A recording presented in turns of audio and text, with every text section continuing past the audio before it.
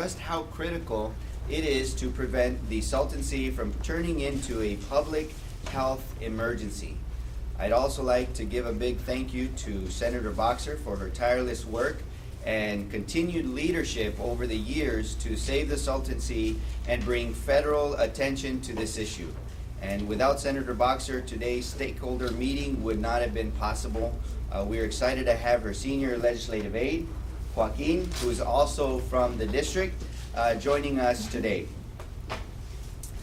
Good job, Joaquin. I also want to say thank you for Chairwoman Resbaloso for being here and gracing us with your presence. As many of you know, restoring the Salton Sea is an issue that is very important to my district and to me personally.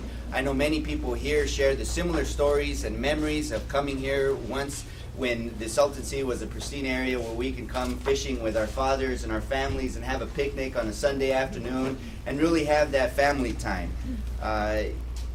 For far too long, the Salton Sea has posed immense health risk for the families and children of the 36th California district and across the Southern California. As an emergency room doctor, I've treated children with asthma, and I know the dangers that the dying sea poses to our local communities, especially those children in our surrounding neighborhoods who already live in low-income communities and suffer the highest rates in the whole state of California from asthma exacerbations.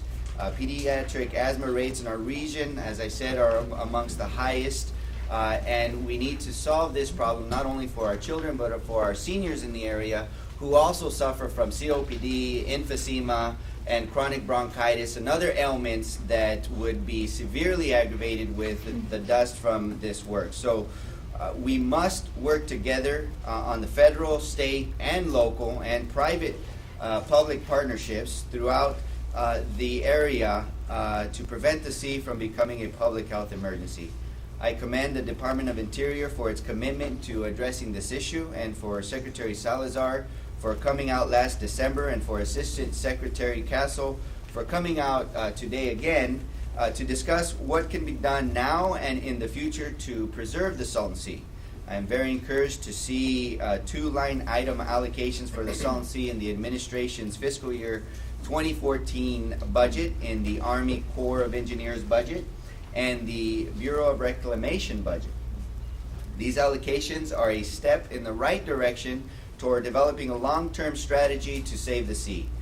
Today we are going to review the progress we have made and hear from stakeholders about how we can meet this crisis as a community. And with that said, I'd like to introduce the Assistant Secretary Ann Castle. Assistant Secretary Ann Castle oversees water and science policy for the department and has responsibility for the U.S. Bureau of Reclamation and the U.S. Geological Survey. She has been a champion for sustainable hydropower generation and spearheaded the Department of the Interior's Water Smart program, which provides federal leadership on the path towards sustainable water supplies. We are honored to have her here advocating on behalf of the Salton Sea, and we thank her for her leadership on this issue. Thank you so much. Thank you. Thank you very much. Well, welcome. Good morning, everyone. It's great to have all this interest today. I'm just delighted to see everyone. I want to thank, before we get started, the Riverside County Economic Development Agency and the Salton Sea Action Committee for sponsoring us today, for hosting this meeting.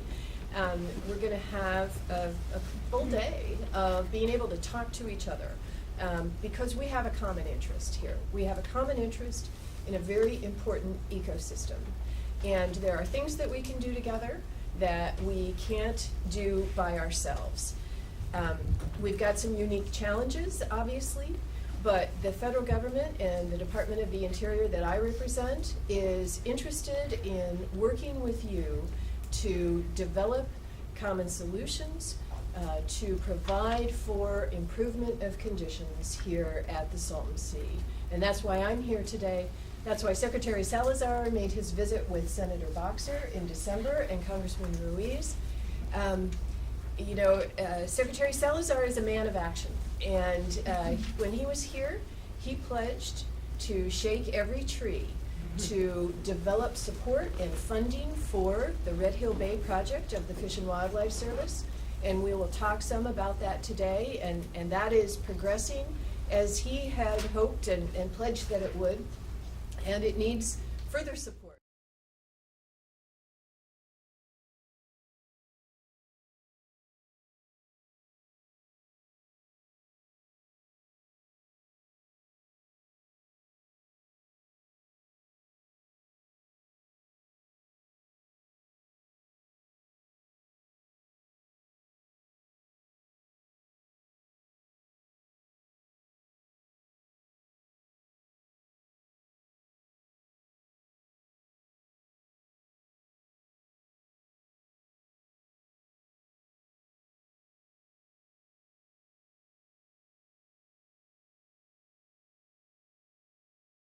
Success is a catalyst to spur other discussions and to build on projects that can work, can advance the science, and can advance the goals that I think we all share.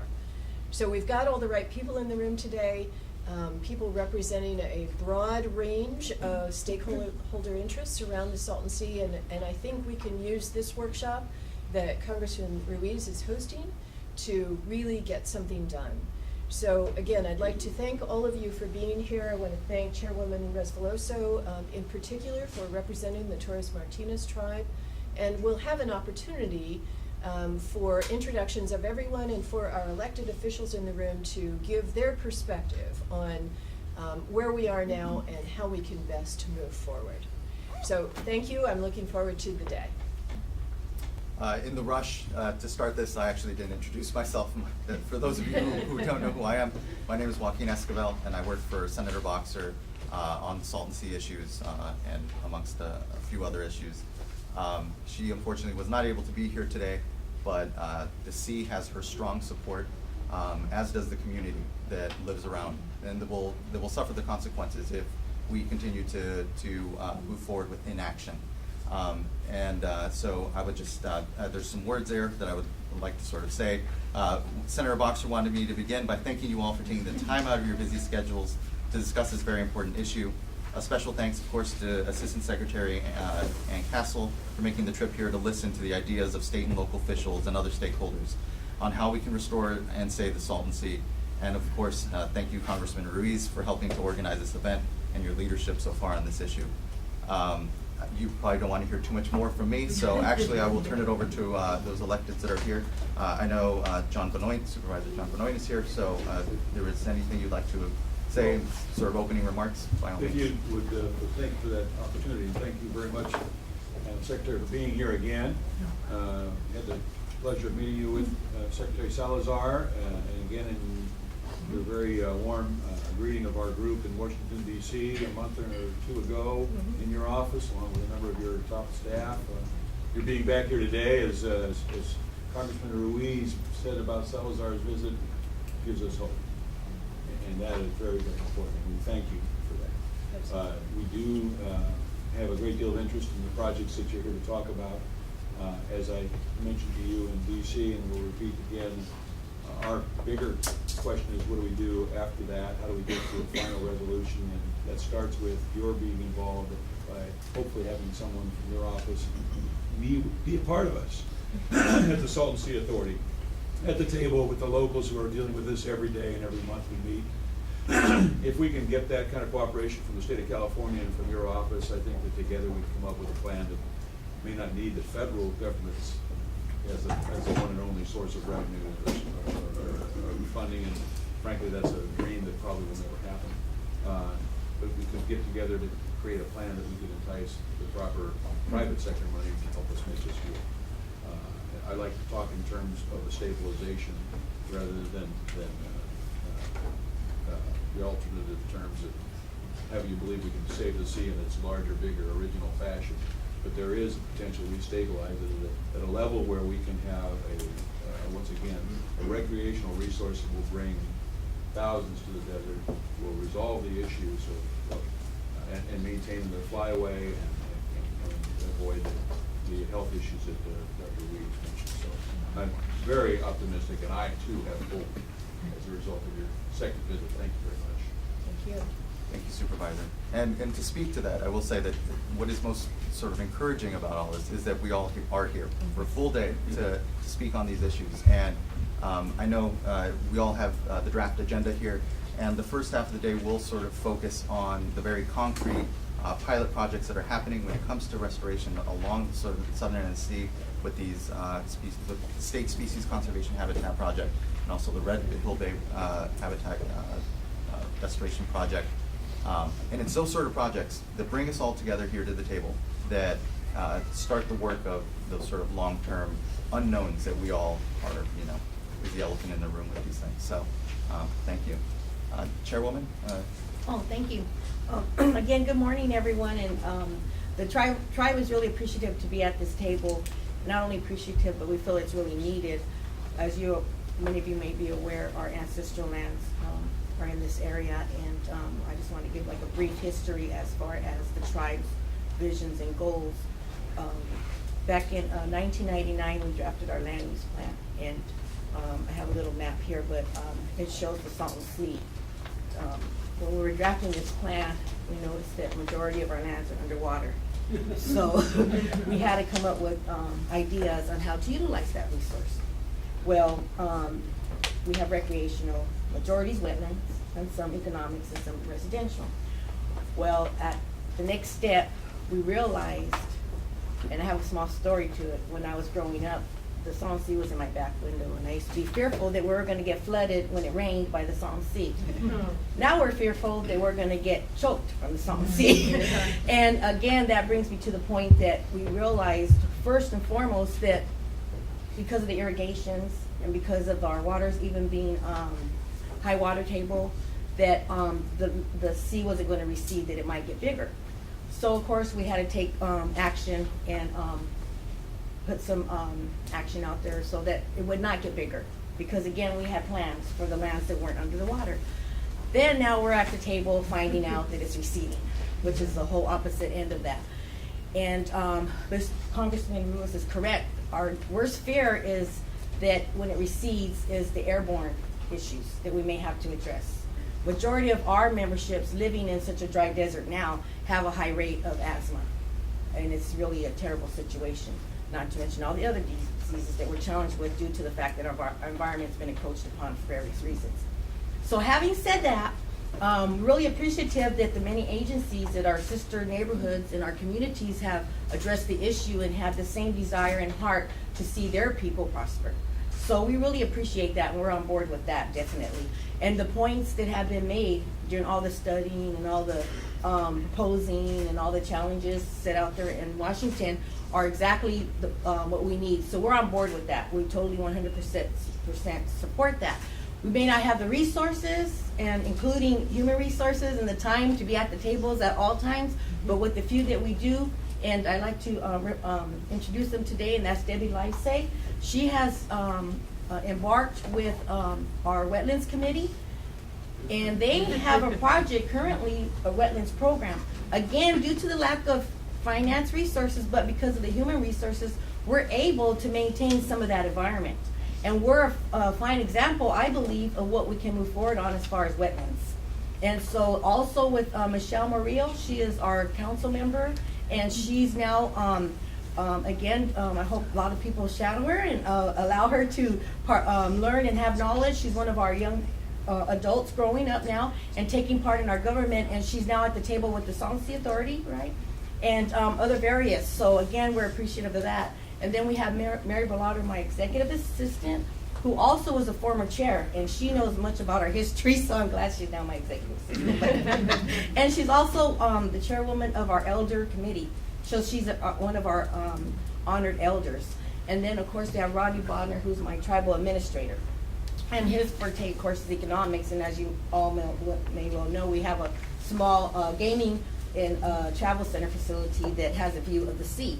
So again, just to give a little snapshot of who we are and where we're going, and really what we want to do is with the Salton Sea is pretty similar to everyone else. And again, I do really want to say I do appreciate Assistant Secretary for being here, and I really appreciate Congressman Ruiz for taking the lead in really making this a major, major responsibility, because that's what's key. And so, because again, I could go on for all day, everybody knows that. So I'm trying to cut it short and just give again a glimpse. I again appreciate being at the table, and again, one of the key prime things, and I'm glad how this assistant secretary mentioned that she wants concrete steps, and that's key. And right now, what's concrete for us is our wetlands. Thank you. Thank you. I just want to quickly acknowledge that Catherine Field from Senator Feinstein's office is here. And Catherine, if you want to say anything on behalf of the senator? Or anything? No, but just, thanks for having me at the table. Appreciate being here and learning and helping as we can. So, thank you. Thank you for attending. And Frank Salazar from State Senator Ben Weslow's office. Senator just wants to thank everybody for the invite, and fortunately he can be here and swim in the sea like last time. He wants to partner with Congressman and Secretary, even address the representative for the area. Thank you. And also Sylvia Paz from Assemblymember Manuel Perez's office, I believe, is here. Yes, good morning. The assembly member is on his way. He'll be stopping a little later. He had an earlier commitment, but thank you for the invitation. And when he gets here, he will be briefing you on what he's working in the state legislature regarding the Salton Sea. We have a series of bills, so I'll let him give you that brief, but thank you. Yeah. Give us a warning when you see him come in. Yes, I will. yes, please do. Good, thank you. Thank you. And now we'll take a very brief moment to quickly go around the room, and for everyone else that's here, if you don't mind, please introducing yourself, what organization you're with, and probably just try to keep it brief, obviously, because we want to keep on time here. So. Hello, I'm Terry Falk. I work for the Bureau of Reclamation. I'm the regional director for the Lower Colorado region, which is headquartered in Boulder City, Nevada. And I'm Chris Schoeneman, manager of the Sonny Bono Salton Sea National Wildlife Refuge. We've had the refuge there since about 1930, and similar to the tribal folks, we've seen the rising sea and dealt with that and transitions on our landscape, and now are trying to manage our lands through a receding Salton Sea. So it's always challenging. All right, good morning. Josephine Axe with the Army Corps of Engineers, Chief of Planning for the Los Angeles District that covers all of Southern California. Really delighted to have our authorities matched with a little bit of appropriation dollars, as was mentioned earlier. So we're excited to get going in FY14. Okay. I'm Roger Shinchakma. I'm the General Manager of the Salton Sea Authority, and I'm very pleased to see the level of interest that's been sustained over these past few months. I've only been on board for 3 months, but I'm still very impressed by the reception that we've received, not just here, but also in Washington. Thank you. I'm Phil Rosentrader, Deputy Director of Riverside County Economic Development Agency, and my purpose in being involved here is to assist in the harnessing of America's renewable energy abundance here at the Salton Sea. We want to take that abundance, facilitate the development of those resources with our neighbors, and integrate it into a sustainable Salton Sea plan that will restore economic vitality and environmental health to this region. Riverside County Board of Supervisors Chairman John Benoit, also member of the Salton Sea Authority. Bruce Wilcox with IID. I'm a member of the team that manages the water transfer mitigation and Salton Sea. I'm Michael Cohen with Pacific Institute. I'm also here on behalf of Kim Delfino, Defenders of Wildlife, and Dan Taylor of California Audubon. We greatly appreciate and thank the Congressman and Assistant Secretary Castle for organizing this meeting and bringing some long overdue federal attention back to the Salton Sea. I look forward to coming up with some workable solutions. Happy Audubon Day. Buenos dias, my name is Juan Delada. Thank you for allowing me room at the table here. I work for Federal Insurance. We have a 5,000-acre master plan in Newtown. It's been approved by Riverside and Imperial counties, and it's in partnership with the tribe. I'm also president of the Salton Sea Action Committee, and my most important role here today is to provide you with breakfast and lunch. Well, welcome. We're very grateful. Thank you, Juan. My name is Rebecca. I work for Dr. Ruiz, and I work on Salton Sea. Kevin Kelly. I'm with the Imperial Irrigation District, and we do have an elected, I think we'd like to say something. Mr. Hanks. So thank you. Al Kalin, I'm here representing the Imperial County Farm Bureau. I'm a farmer. I lived next to the sea all my life, farm next to it. I've been attending meetings for the last 40 years to save the sea. I'm here today hoping that this one works. My name is Chris Hildebrandt. I'm the regional biologist with Ducks Unlimited. And we are a nonprofit conservation organization that specializes in wetlands conservation. And we're very excited about this opportunity to restore habitat for wildlife while also solving some of the potential issues for the human population in the local communities around here. Hi again, Captain Field with Senator Feinstein's office. Good morning, Brad Torres with Imperial County Air Pollution Control District. I'm the Air Pollution Control Officer. I'm also this year's president of the California Association, our state organization of all air pollution control officers, CAPCOA. And we take vital interest in what's happening at the sea, obviously, from an air quality standpoint. Look forward to continuing our work with you. Good morning, my name is Michelle Moreno, and I was introduced by our chairwoman. I'm on the Salton Sea Authority Board and Tribal Council member for the Dan Ferris, Coachella Valley Water District. As a water district interested in proper use of Colorado River water, California standard is 4.4, and which means the success of the QSA. And as a member of the Salton Sea Authority, member agency of the Salton Sea Authority, we believe that the success of the QSA is linked to the proper care for the Salton Sea. And so we're here today trying to get the care for the Salton Sea. Jim Hanks, with the Imperial Irrigation District and also chair of the Salton Sea Authority. I keep it brief for now, but I'm not going to be brief a little later. I just want to remind everybody that the nexus to what we're dealing with is tied to the QSA. And you cannot fix the sea without reviewing the extent of the QSA and the impacts. And to that endeavor, the IID has applied for a stay in the litigation matter before the courts to seek a global solution. We just don't see validation coming about through litigation. We think it rests completely upon the restoration of the sea. And that is our commitment. We are within an eyelash of an agreement with Imperial County. We hope to have that completed Monday, and then we will come forward with hopefully a plan that we can get all of our stakeholders to agree to. And it includes long-term funding. I appreciate everything you guys are doing. Without long-term funding on the Salton Sea, the QSA falls on the same way. Thank you. I do want to apologize, Jim, as well. I didn't see you there. So. And by the way, I do appreciate my visit with DC. I appreciate Senator Feinstein's office and the commitment to the big picture on the Salton Sea. Thank you. I'm Marge Kohler with the U.S. Fish and Wildlife Service. I'm Assistant Regional Director in charge of the National Wildlife Refuges in California, Nevada, including the Sunny Bone and Salton Sea.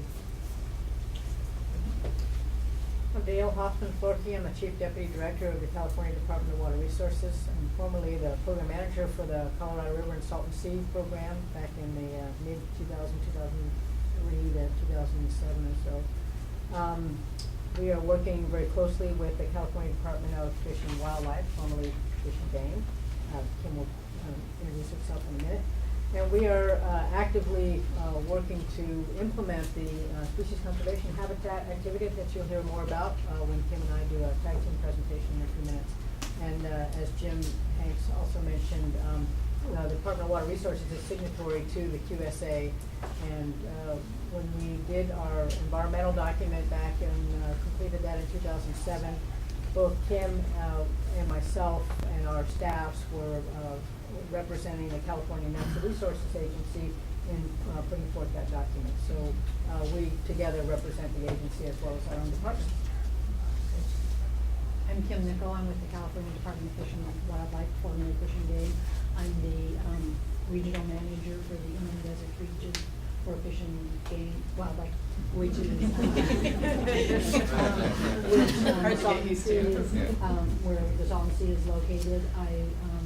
Prior to that, I was program manager for Fish and Game as on the Salton Sea Restoration Program. We worked closely with the Department of Water Resources and developing our steps forward. So we look forward, and we're also involved with the Species Conservation Habitat Project, which you'll hear more about later. Look forward to working with you. Mary Pilardo, Executive Assistant to Chair Lady Vespeloso, and I'm also the chair of the tribe's wetlands board. Also, those sitting along the outside, along the wall, if there is anyone else that would like to identify themselves, please do. Let's have everybody introduce yes. themselves. I think By that all would be great. means. Becky Blockshus, Bureau of Reclamation, Lower Colorado Region in Boulder City, Nevada. I'm the program manager for the Salton Sea. And Robert Laidlaw, I'm with the Office of the Secretary, Department of the Interior. For about the last 17 years, I've had the privilege to work on natural resource settlements, affirmative natural resource protection issues in the area. I chaired the Salton Sea settlement negotiations on behalf of the United States with the Torres Martinez IID, CBWD, and we drafted and offered the legislation for the Santa Rosa San Jacinto National Monument. Yeah, I'm John Kalish. I'm the field manager for the Bureau of Land Management located in Palm Springs. We, of course, manage federal public lands in close proximity to the Salton Sea, and really look forward to being a part of this overall effort and to see what we as an agency can contribute. So thank you for the invitation. Good morning, my name is Bob Snow. I'm with the Department of Interior back in Washington, D.C. I work with Ann Castle, and I mostly work on Colorado River matters, and I'm very pleased to be here today. Good morning, everyone. I'm Val Simon. I'm the Chief of Resources Management for the Bureau of Reclamation, Lower Colorado Region in Boulder City, Nevada. Pleasure to be here. Morning, my name is Mark Maynard. I'm with the Bureau of Reclamation, Lower Colorado Region as well. I'm the Environmental Compliance Manager. I'm Leo Borunda. I own the property at the Salton Sea, 152.5 acres. I go 1 mile into the water. I've been there 15 years, and it just hurts me when somebody says, let the Salton Sea go away. Let it go away. We want a river right down the middle. Isn't that crazy? Let's save the Salton Sea. Let's do everything that has to be done and save the Salton Sea. Thank you very much. Good morning again, Sylvia Paz with Assemblymember Manny Perez. Good morning, Danielle Soto with the Southwest Quality Management District. Good morning, Colt Stewart, citizen. Ben McCall, freelance journalist. I am curious as to whether we're ever going to resolve the difference between restoration and stabilization, because there never has been a true restoration plan presented. Restoration happens when fresh water, either from the Pacific or the Sea of Cortez, is brought in here. There is no other long-term solution. And if that's not the case, then we're talking about stabilization. Two totally different subjects. Thank you. Morning, Tom Anderson. I'm with the U.S. Fish and Wildlife Service, and I'm the refuge biologist down at Stakeholder, Salton Sea. Jenny Kelly, I'm the director of the Salton Sea History Museum. I've been a full-time resident for 30 years and worked on every grassroots organization to save the sea since I became a full-time resident. My name is Linda Beal. I volunteer at the Salton Sea History Museum. If Dr. Seuss can get kids to read with green eggs and ham, let's hope that the green fish that were displayed at the beautiful tennis venue with the art show will get people interested and curious about our Salton Sea. Those nice green fish. Thank you. Good morning. My name is Columba Quintero, and I'm with Torres Martinez Desert Sevilla Indians, Prince Administrator. Good morning, Antonio Ortega, and I work for Imperial Irrigation District, and I handle the district's governmental affairs. Good morning, I'm David Fagin with the U.S. Environmental Protection Agency. Good morning, I'm Greg Rodriguez, I'm the District Director for Congressman Ruiz. And I'm Kyle Lehman, Chief of Staff to Dr. Ruiz. I'm Bob Terry, I'm a local activist, a small farmer, been involved in Salton Sea issue for about 28 years. I'm with People Over Pollution, Occupy Coachella Valley, and People's Tribune. I invited Leo Barova here today. We've been trying to address this issue for a long time, and I was very pleasantly surprised yesterday that when I had my few minutes in front of the Salton Sea Authority, that I wasn't ignored for the first time, that they didn't pretend that I didn't say something, and that they actually said that bringing in water from the Sea of Cortez is still on the table. It's the first time I've heard that in 20-some years. Thank you. Most of you know me, Megan Trelecki, News Channel 3, CBS Local 2. We'll be taking comments outside afterwards. I'm Ian James, a reporter with the Desert Sun. I'm Jay Calderon, a photojournalist with the Desert Sun. Luis Olmedo with the community-based organization Comité Cívico del Valle, and we have interest in environmental health and environmental business. Hi, Debbie Levesey. Did I cut you off? Debbie Levesey, Torres Martinez Pride Water Resources Manager. I also sit on, I'm a board director for Coachella Valley Water District, and I sit on the Salton Sea Authority Board. Carla Scheidlinker with AMEC Environment and Infrastructure. I've been working at the Salton Sea for over 13 years, and I've had the privilege of working on pretty much every on-the-ground pilot project or restoration effort so far, and I'm looking forward to a continued long career of doing the same. I'm John Gamble, and I'm a member of Debbie's board, Desert Wheel. Kathy Geis from California State Parks. I'm superintendent of Anza-Borrego Desert State Park and also acting superintendent of Salton Sea State Park, which you probably know is just a mile down the road. We feel that our visitor center and is a very important point of education for the public to come down and see what the Salton Sea is about. And we also have one of the last operating boat ramps on the sea. So it's a very important point of for recreation as well. We have camping, day use trails, and hopefully a little boating as well. And I'd like to give Mr. Russell a chance to introduce himself. Oh, sorry. That's okay. My name is Bill Russell. I'm producing a documentary about saving the Salton Sea. We're partnering with an effort at University of California, Irvine. Scientists and lawyers and public health department, engineers are all working on various research and solutions relating to restoring and saving the Salton Sea. My name is Ashley Kong. I'm an intern for the Economic Development Agency in the County of Riverside, and I'm assisting with the Salton Sea Authority.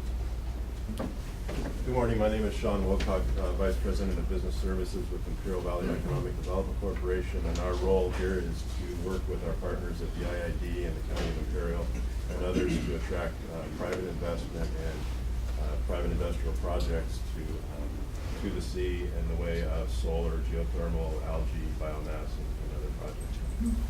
My name is Darren Simon. I'm with the San County Water Authority. I'm their liaison officer in Ventura Valley, and we want to be and are and will continue to be engaged in some of the issues because they are incredibly important. And Fauna Budibon, reporter with the Imperial Valley Press. My name is Rodney Vaughn. I'm the travel administrator for Torres Martinez Desert Queen project, which I'm a member. I also lost my lens out of my glasses. I'm also part of the wetlands board, and I always, I had opportunity once to speak at a place, and I asked one question. My one question was, what is the price of human life? Because people always talk about what it would take to fix the sea. I was once talking to some kids, and a 4-year-old boy said, guess what? Why don't they just let the water accidentally run back in there the way it was caused? And to me, that would be the cheapest solution more than anything else, and charge people with taking care of it. I think that, like this gentleman said, there's a lot of different ways, to do things, but there's only one way. We have to do something. If we don't do anything, the 50 years from now, it'll be worse than what it is, because 50 years ago, I was 9 years old and I used to fish in there. Today, I can't. Thank you. I'm Doug Barnum at the U.S. Geological Survey, Salton Sea Science Office. I'm based locally. I have been for 13 years, and I've been coming down to do research for nearly 20 years. You're a Cardinals fan? I am. I think we missed some people. Yeah, there are some folks back there as well that. Yeah. I'm Benita Sanchez. I'm the Senator Boxer, San Diego and Imperial County Director. And out here is Alton Garrett, who's our Senator Boxer's Riverside Director. Thank you. We'll be waiting for all the Spanish speakers outside. Okay. Great. Yeah, no, well, as we can all see. There's one more. Is there one more, someone back there? Ron Spears, former president of West Shore Chamber of Commerce, and been an advocate for the Salton Sea for a lot of years, and was an advocate for a project called the Controlled Eutrophication Project, which I think is one of the major things that actually stop the outflow from the sea. I think it should be. Well, let me just say, this is so impressive to see this spectrum of people and organizations gathered here together today. Thanks to Congressman Ruiz for assembling this workshop. This is the kind of group that we can get something done with because we've got all the right people at the table. So I know both the congressman and I and both senators are very focused on making some progress. That's what we want to do. Absolutely. It's been something that's been going through roundtable discussions and meetings, as you know, with Senator Boxer, myself, and Senator Feinstein. And I know that there has been multiple meetings and that we're not starting from scratch, that this has been a long history, and that there's a lot of people that have put a lot of brain power and sweat and passion and emotion into this issue. And I recognize and I really respect all of your experience and all of your work. This is a new time where we have sparked a momentum again with everybody from the state, from the federal level, and the local Salton Sea Authority. And what we need also in the future is to look at the private-public partnerships that we can develop from here for long-term sustainability. One of the issues is that when we look at the grandiose plans, oftentimes it looks super complex and we start fumbling over each other and we get entangled in the webs of details to figure out how we can get to our great prize. What today is about is to break that complex plan into a smaller, more simple projects that we can build the critical threshold and have a step towards the longer term sustainability that we need. So that is what today's session is going to be about, is to give the updates and then later on to talk about what we can do in terms of the opportunities to break it down into smaller pieces and see what the next steps would need in collaboration with the state, with the county, with the local authority, with the tribes, and with private investors. I'd like to just make one quick point that it's not a dead sea yet, and that this is still a sea that is vibrant. It is still one of the most productive fisheries out there, and it is still a place that people can come for recreation. I think sometimes we may, advance the death of the sea a little too soon in that sense, that we can look out right here and know that this is still here, and that what we are here to try to preserve is right out this window right now. So that being said, there are long-term, the long-term picture is fuzzy. We all can agree on that. And so what we can do, though, is as Congressman Ruiz said, sort of break this down. And whenever we look at these, the restoration proposals that are out there, all of them are, what they have common are these early start habitat projects. And that is why we will now segue actually into the very details of that, of two of those projects. One, the state's 3,700 acre complex that they are working out on, and then also the Red Hill Bay restoration project, which is a smaller sort of portion, but again, I think it's proof of concept that when it comes down to it, we can come together, bring the resources to bear, and see actual work being done on the sea as we sort of figure out these sort of longer term projects. So I think that being said, I'd like to, Assistant Secretary Ann Castle, along with Chris Schoeneman and Marge Kohler and Chris, if you guys don't mind, we Yep. can segue over into the Red Hill Bay project. Great, thanks, Joaquin. So we are going to have a presentation and some PowerPoint slides. Chris Schoeneman and Marge Kohler and Chris Hildebrandt from Ducks Unlimited are going to walk us through the project, what it consists of, where we are now, what the next steps are, how much it's going to cost, how much we've got pulled together already, what the balance is. This is a project, as Joaquin said, it's not huge. It's 500 to 600 acres total on the southeast shoreline. It is one of the shallow water saline habitat projects. We've had science that support these types of mitigation actions. We kind of know what they look like. And we can now pivot to an operational, still somewhat experimental, but a project that is going to do something. And the reason this type of project is important and is kind of a no regrets first step is because it deals with a lot of issues. It deals with shallow water habitat. For migratory birds, shorebirds. It deals with the fugitive dust problem in that it will inundate some of the receding shoreline. It deals with mosquito issues. So a number of the issues that we're all concerned about, the health issues that Congressman Ruiz speaks so movingly about, this type of project is designed to mitigate those kinds of conditions. We see it as no regrets. We see it as a project where we can demonstrate some success and then use that as a foundation to move forward. We have been very fortunate to have learned just this month that this project has received a $1.2 million grant from the State of California's Financial Assistance Program.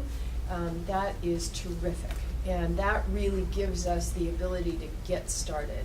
The environmental compliance is almost done. This project is shovel ready. That's why we're very excited about it, because we think this can be a concrete action step that we're all wanting to take.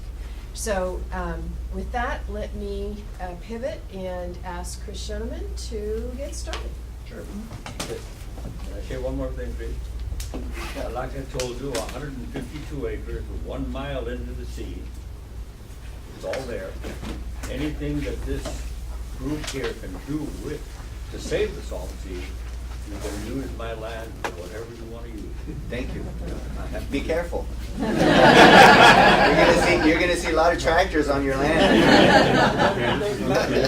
I own 9 houses and a shopping center someplace else, and I'm 85 years old. That's amazing. So if you can use the ranch to save the Salton Sea. Thank you, sir.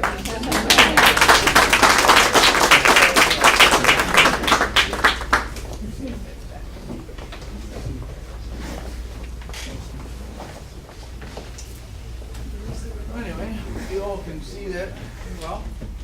This is a photo of Red Hill Bay in wetter times, approximately in the early 2000s.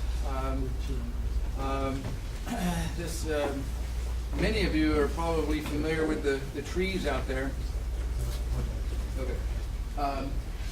These trees are probably the most photographed portion of the Salton Sea.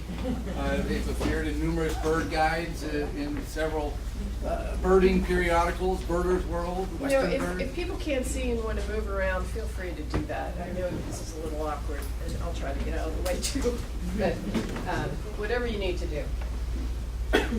And this image highlights some of the recreational values of Red Hill Bay that used to be in existence. This photo was taken from Garst Road, which is a popular birding avenue. Okay, there we go. So just to get us oriented, here's an image showing the location of our wildlife refuge on the southern end of the Salton Sea. And our project location is right out here in this little bay, in between Red Hill. That's how we got the name of the project. And many of you may have been to our office there at the end of Sinclair Road.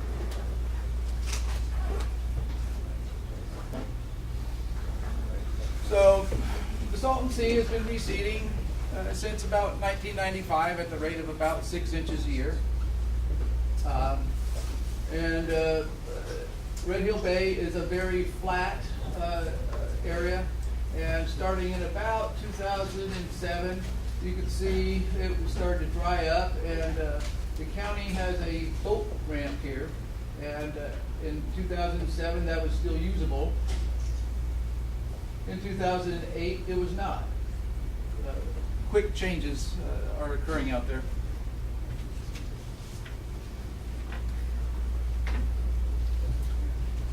And near where you saw that first slide, that introductory slide, this photo was taken again a year later in 2009.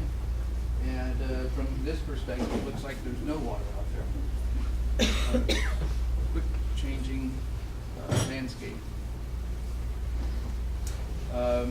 Again, I'll just say for many of our customers at the Wildlife Refuge, right where this photograph was taken, used to be very popular bird watching activity.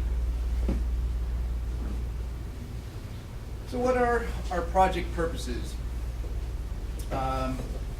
Generally to increase and provide shallow water habitat for migratory birds. That's generally what our wildlife refuge is there for. But for this project, we're taking advantage of it to manage salt and selenium in the water, which is one thing the Salton Sea has not been able to, that's one thing that's been needed with the Salton Sea, is being able to manage salt and selenium. Another emphasis, as has been mentioned already, reduce dust from the exposed playas. Some of our shoreline areas have been fairly emissive in recent winters. Also to provide public recreation in a high visible area.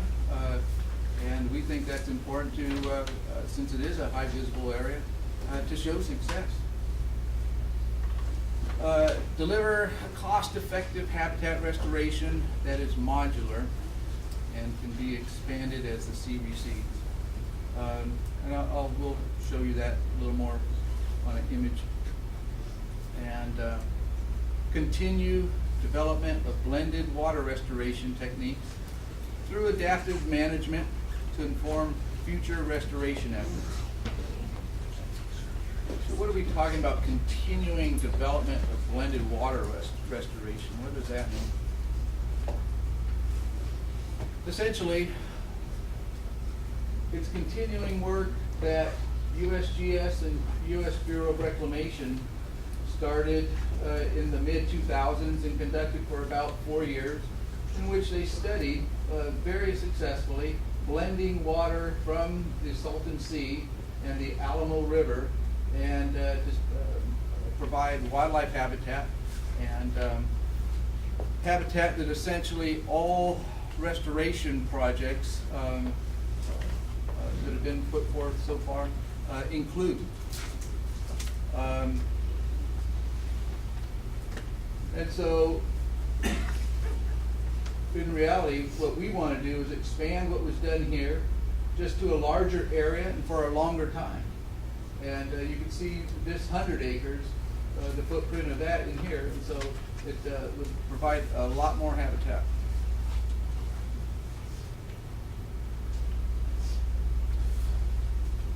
Just a brief overview of the general design considerations.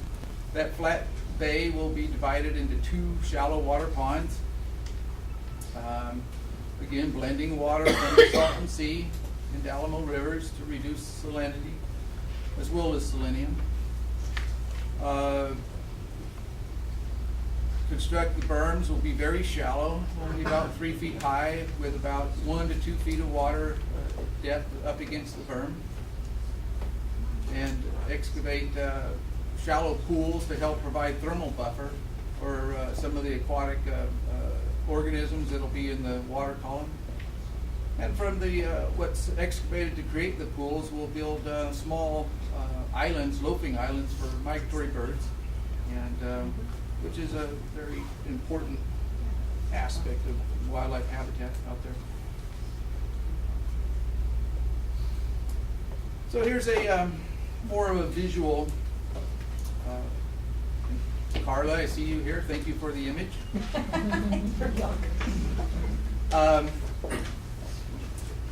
An image of what we intend to do. So we'll start out here at the Salton Sea. We'll get salt water from out here. We tested it. It's even though it's close to the Alamo River, the salt levels are at about 50 parts per thousand. Very suitable for our use. And fresh water from the Alamo River, the same fresh water. IID, I think, more used to the term drain water. And same drain water that was used for the USGS experiment. And blend it here and deliver it to the first part of the bay. And then it'll flow through, have a residence time of a couple of weeks, and flow into the second bay, and then back out into the Salton Sea, providing bird watching opportunities along Garst Road once again, and here are the islands for bird use. And I mentioned a modular approach. As the Salton Sea recedes out here, we can use this same infrastructure, the intake from the Salton Sea, the pumps, to just build another levee out here, and we'll have another 300 acres or so, and keep going. We may have to upgrade pumps 20 years, 10 years into the future, but the infrastructure is already in place, and so we think it's a pretty efficient concept. Chris, can I ask one question? Sure, yes, sir. Go. You had said, this is essentially drainage water coming in, and you know that some of the problems with the sea and a lot of the problems are actually because this is an agricultural sum.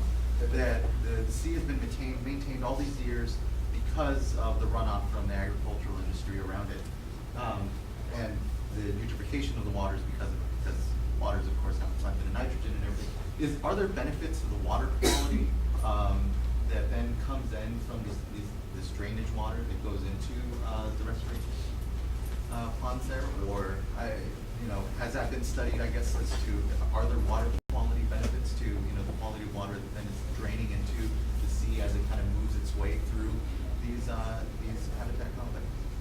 Did everyone hear the question? Sorry, yeah. Could you repeat, Chris or Joaquin? Maybe you could. Yeah, actually come out here and Yeah. ask. I had said that the sea has been maintained all these years. It would have dried up on its own after the 1905 accident in a matter of decades, but it's been maintained because it's an agricultural sum. It's also been sort of one of the main problems with the sea at this point is not necessarily the salinity, which hasn't reached a point that would kill off at least the tilapia, but the eutrophication of the waters, or the nitrogen-rich runoff that has fed the sea all these years, is part and parcel to a lot of the problem there. My question was, since this is drainage water essentially coming in to the project, if there are benefits to the water quality that then of the water that then kind of as it makes its way through these complexes, has there been science around it, or does anyone necessarily know if there's a benefit to, again, the quality of water that's then draining into the sea, which is also part of its sort of long-term problems here? Yes. Joaquin, I'm going to defer to some of the Doug is waving no. Come on, that have studied that, and it's certainly more detailed than I have, and maybe more qualified. Doug, would you please? I was trying to hide on it. The short answer is that it doesn't improve the quality of the lake itself.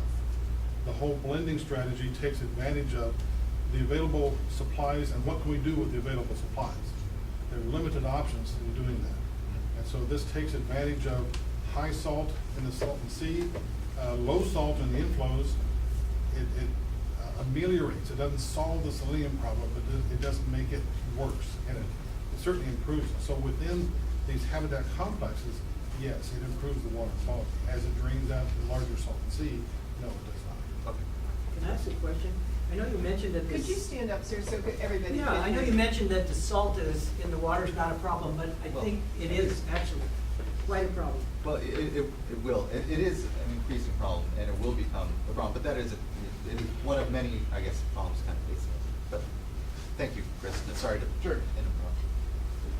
So our intent is to provide higher quality habitat than what birds find out in the Salton Sea currently, and we can do that.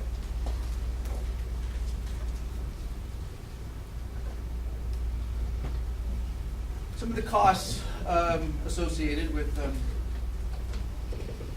our project, our proposal.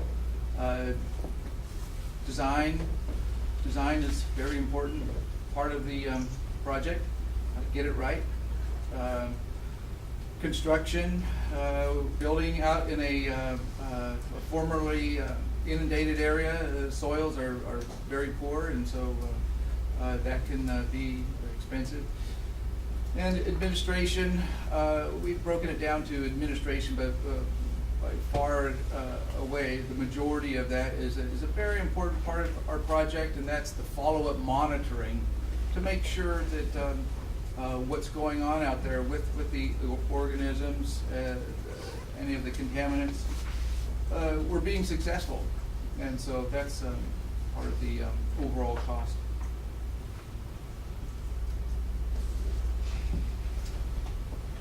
So in total, our project we estimate to be up to $3.5 million.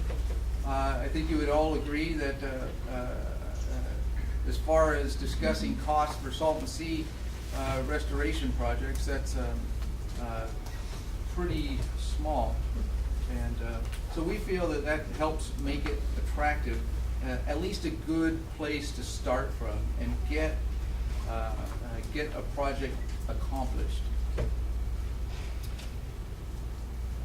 Currently, we have about, as Ann referred to earlier, successful funding achieved thanks to California Department of Water Resources, as well as, I don't want to forget our partners in the project, the Imperial Irrigation District. They've also been very valuable partners, helping us get brainstorm the idea and helping us get started. And some of our own staff will be doing some of the dirt work ourselves. That's part of our history out on the refuge. We currently manage approximately 1,000 acres of wetlands, commonly called duck ponds, which we built with dozers and backhoes and such. And so we have a history of being able to build these types of facilities and maintaining them. And we're any other willing partner out there, we'd love to work with other folks that have.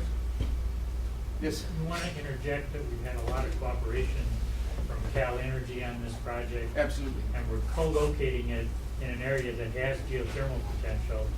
And that's very important from the south end of the CFP. We have to prove the ability to do those two things together. So Cal Energy deserves a round of applause or thanks for their for hanging with us and brainstorming in the same way. Absolutely. Thank you, Bruce. That's a very important part of the discussion here. How to proceed with Salton Sea restoration and renewable energy development at the same time. Bruce, have you looked into the Wildlife Conservation Board for potential down there? Have we? We are talking with our friends at Ducks Unlimited, and they have a plan to work with us on that, yes. What's your annual O&M cost? This is the development cost, right, 3.1? That's right. What's your annual operating and maintenance cost to sustain the project? Yeah. We estimate pumping to be about $20,000 a year. That'll be the largest cost. We'll be doing the initial biological monitoring, and that's beyond what we normally do. But after we pass a phase where we think, okay, this is going well, and the normal O&M, that's another thing about this. Since it is a saltwater habitat, we're used to managing freshwater habitats like you guys have on the tribal lands. And there's a lot of vegetative growth associated with that, and some unwanted vegetation, and that challenges you guys. It's certainly a big challenge to us. Salt cedar. We won't have that here.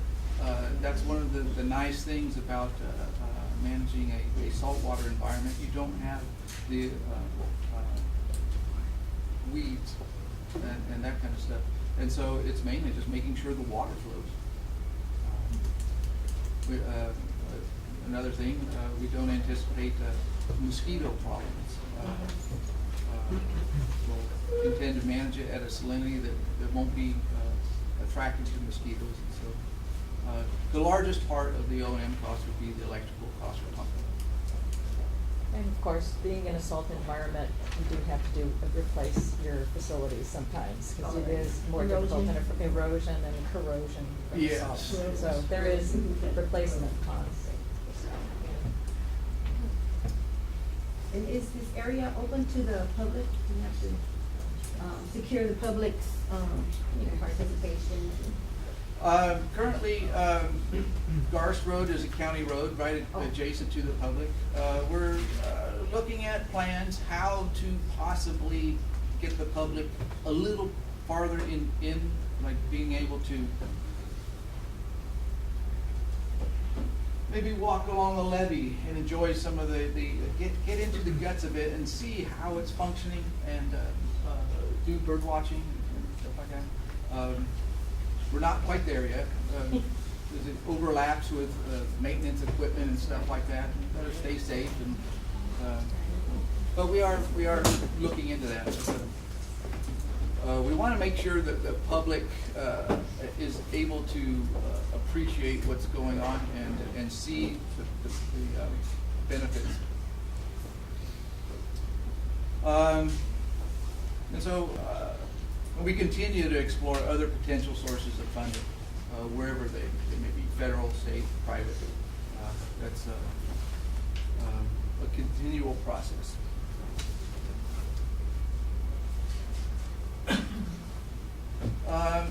So what's the status of it, and what are we doing now? What's the expected timeline? Right now we're talking with a contractor to do some soil testing, to get some recommendations about soil stability, even though our berms are expected to only be 3 feet tall, and how to stabilize those with the very heavy silty soils out there that are not the best for construction, but we understand it's a matter of engineering around that. Design and engineering phase we expect to begin in July. Our environmental compliance we expect to be completed in July as well. Permitting, those applications are in process. Those will probably take somewhere in the vicinity of 3 to 6 months. And should be able to begin construction sometime in the winter of 2013. At least some portion of construction. Yes, sir. Has, in your impact statements, has the seismic activity been taken into account? Yes. Yes. And that's one of the things about building short berms. There's low seismic risk. Chris, you mentioned that one of your main O&M costs is going to be the pumping. Have you looked into, during your design and engineering, have you looked into having solar power be used for the pumping? Yes, sir. Yes. We have looked, had some cursory estimates on the cost of that, and ultimately we want to get there. But for right now, supplying current available electrical power is cheaper and faster. We want to be able to transition to solar power ultimately and kind of wean ourselves off of the grid because that looks like a viable option. It just seems like that would be a perfect opportunity for a public-private partnership to provide that to show the solar power up in the area. Yes, that's a very important part. Bruce from IID might be able to add something to that. Well, we're looking at a couple of what we call renewable energy projects. Debbie, or Torres Martinez project that Debbie's managing, has that element in it. And we're looking now at a renewable energy project that would test the viability of the photovoltaic cells, in particular on the environment of the Salton Sea, the wind and the sun, etc. One of the key things we thought was to get this project going, and we're lagging a little bit behind on that renewable energy project, to tell you the truth. So I think initially it makes more sense to go with hooking it into the grid and then later doing something. The other thing we need to do, quite frankly, is come back to the Imperial County and talk to them. That is right next to your park, and a solar field there might have some visibility issues or some other issues that you guys might want to weigh in on. Very, very good point, though. Glad you brought it up. Yes, Debbie? Chris, I have a question for you. Do you have to do CEQA? I see you just say NEPA, but do you have to do CEQA? We are doing CEQA. Oh. Yes. We, IID, are doing CEQA.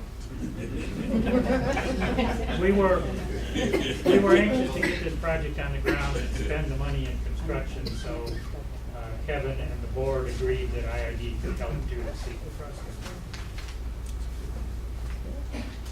Chris, did I hear something earlier this morning about line items in the budget for the Army Corps of Engineers, Bureau Reclamation? And is that for this project or is that?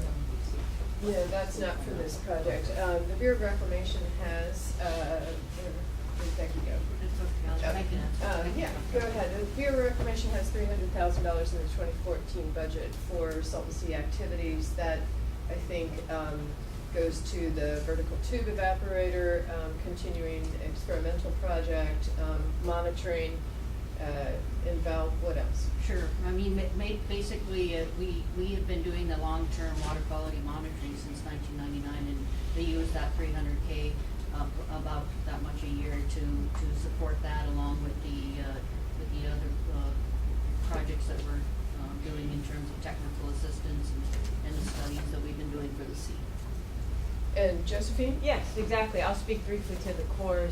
We have $200,000 in the FY14 President's budget. We have an existing authority for pilot projects, 6 pilot projects of $5 million each in our, to use Corps speak, our construction general account. We got this new start study authority in the President's budget under our general investigations account. So what we want to do is use, we want to minimize studies. We all appreciate the studies have been done and they're out there. So we need to get back to our Assistant Secretary of the Army for Civil Works with a very slim, decision document that recommends implementation projects. So our goal is to use the $200,000 to produce that slim decision document and prepare what we call a project management report that would lay out design and implementation of a pilot project and prepare a project partnership agreement that we'd sign. We need to have a non-federal sponsor and a cost share part of the project. So we'd work with folks on that. We'd work with, looking at where does it make sense to do something. So we'd review the existing information out there and propose something and try to sign an agreement to get into construction, since we also have more comprehensive authorities to look at a plan for the whole Salton Sea. We're going to investigate whether this New Start authority makes sense to apply down that path as well. So we have near-term, low-hanging fruit pilot projects that are limited to $6 million each. It would be 5 individual pilots that could be with the same non-federal sponsor or a different non-federal sponsor. And then we have this potential to get into a more comprehensive plan, if that's even needed. I'll reiterate, we're very aware of all the work that's been done looking at what the issues are and the problems, but maybe there is a way for the Corps to get involved on something more comprehensive too.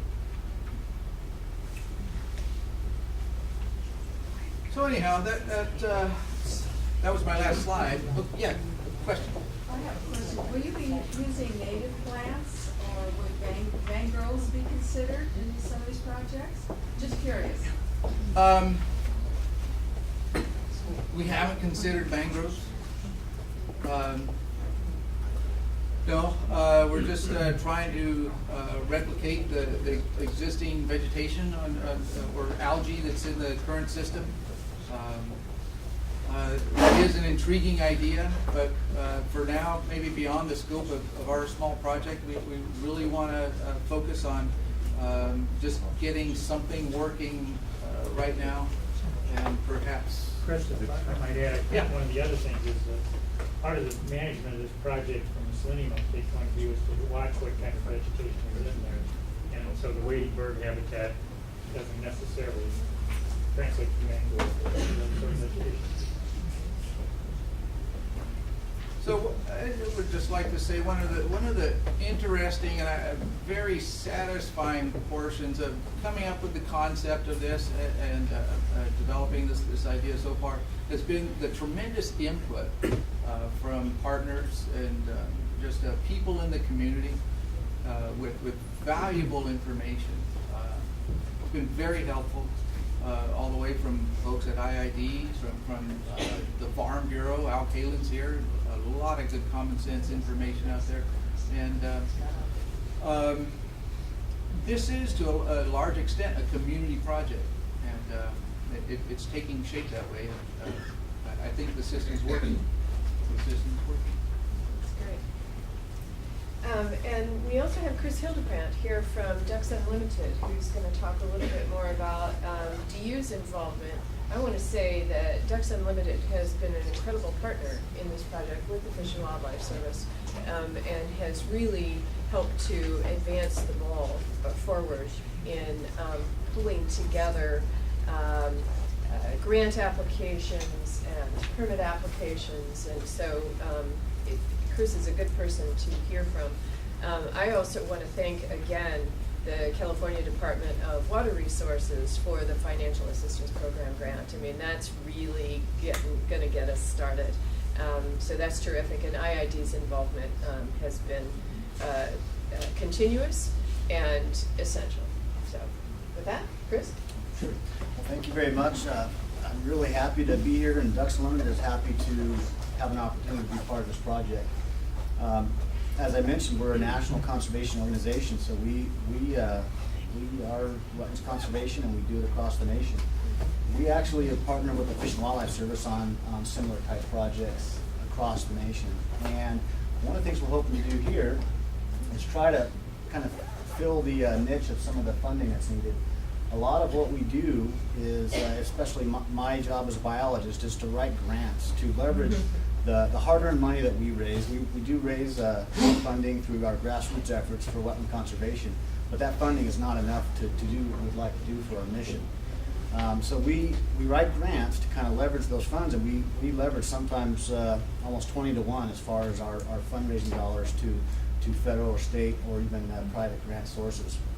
And so Chris got in touch with me several months ago, said that the Red Hill Bay project is really moving forward, starting to gather some support. Assistant Secretary Ann Castle and of course Secretary Salazar came down with Senator Boxer, and that really, I think, kind of motivated a lot of folks to get working on this, which is great. And so we actually have been in contact with the Wildlife Conservation Board, and also we are looking at seeking grant funds through the North American Wetlands Conservation Act, which is a federal funding source for wetlands conservation. And I think we have a really good shot at getting funding from both the Wildlife Conservation Board, which is California state funding for conservation projects, as well as through the NACA grants program. If we're successful in getting those funds, we would be able to spend those dollars probably next year, 2014. There's no guarantee on those funds. It's a competitive grant process for both of those funding sources. And we probably wouldn't be able to completely fix the funding need for this particular project, but I think we would go pretty close towards meeting the full funding objective. And so I want to reiterate what Chris said, is that anybody here that has some thoughts and ideas on some funding for this project, we've got basically a shovel-ready project. The service and IID have done a great job in moving the environmental documentation forward, which can be a very cumbersome process. And the fact that it's going to be completed by this July is pretty awesome. I mean, we're ready to rock and roll. DWR has stepped up with some of the funding, and that's going to enable these guys to get started, even quicker. I guess that's all I have. Chris did a great job of going over the project. I would like to, I don't want to forget, part of that funding effort was also provided by Fish and Game. And so I don't want to forget our partners there. Department of Fish and Wildlife. Don't do that too. So we thank you as well. Yes, sir. Yes, I apologize if this was mentioned while I was down in the room, but I wanted to make note that allergies were removed so that We are aware of studies. Yes, thank you. Yes, ma'am. I just wanted to add that when you are applying for grants from the federal government, you can be of help in providing letters of support or things like that. I know I speak with other elected officials here when you have to look at that and help out. Thank you very much. That goes a long way. Yeah, it really does. Questions about the project? Suggestions for next steps? How does this relate to other efforts that other groups are making? Yes, sir? I know that the sea is something like, it's over 500 square miles, and they're now empowered to do 1 square mile. And the QSA, if enforced, comes in at 2017, and the Pacific Flyway will begin to collapse at that point. Do the math. We need more, much, much more. The commitment is nice, but talk is cheap. Well, that's actually why we're here. We don't want to just talk. We want to take some action. I understand there's a larger problem. I think we all know that. But I will tell you that from our perspective, sitting around and talking about how big the problem is and not getting anything done is not the way to solve it. So we want to get something done.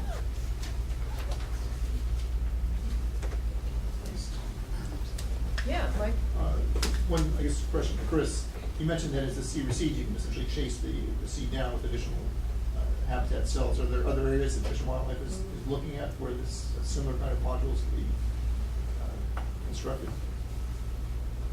So far right now, this is the only area we're putting our effort in, Mike.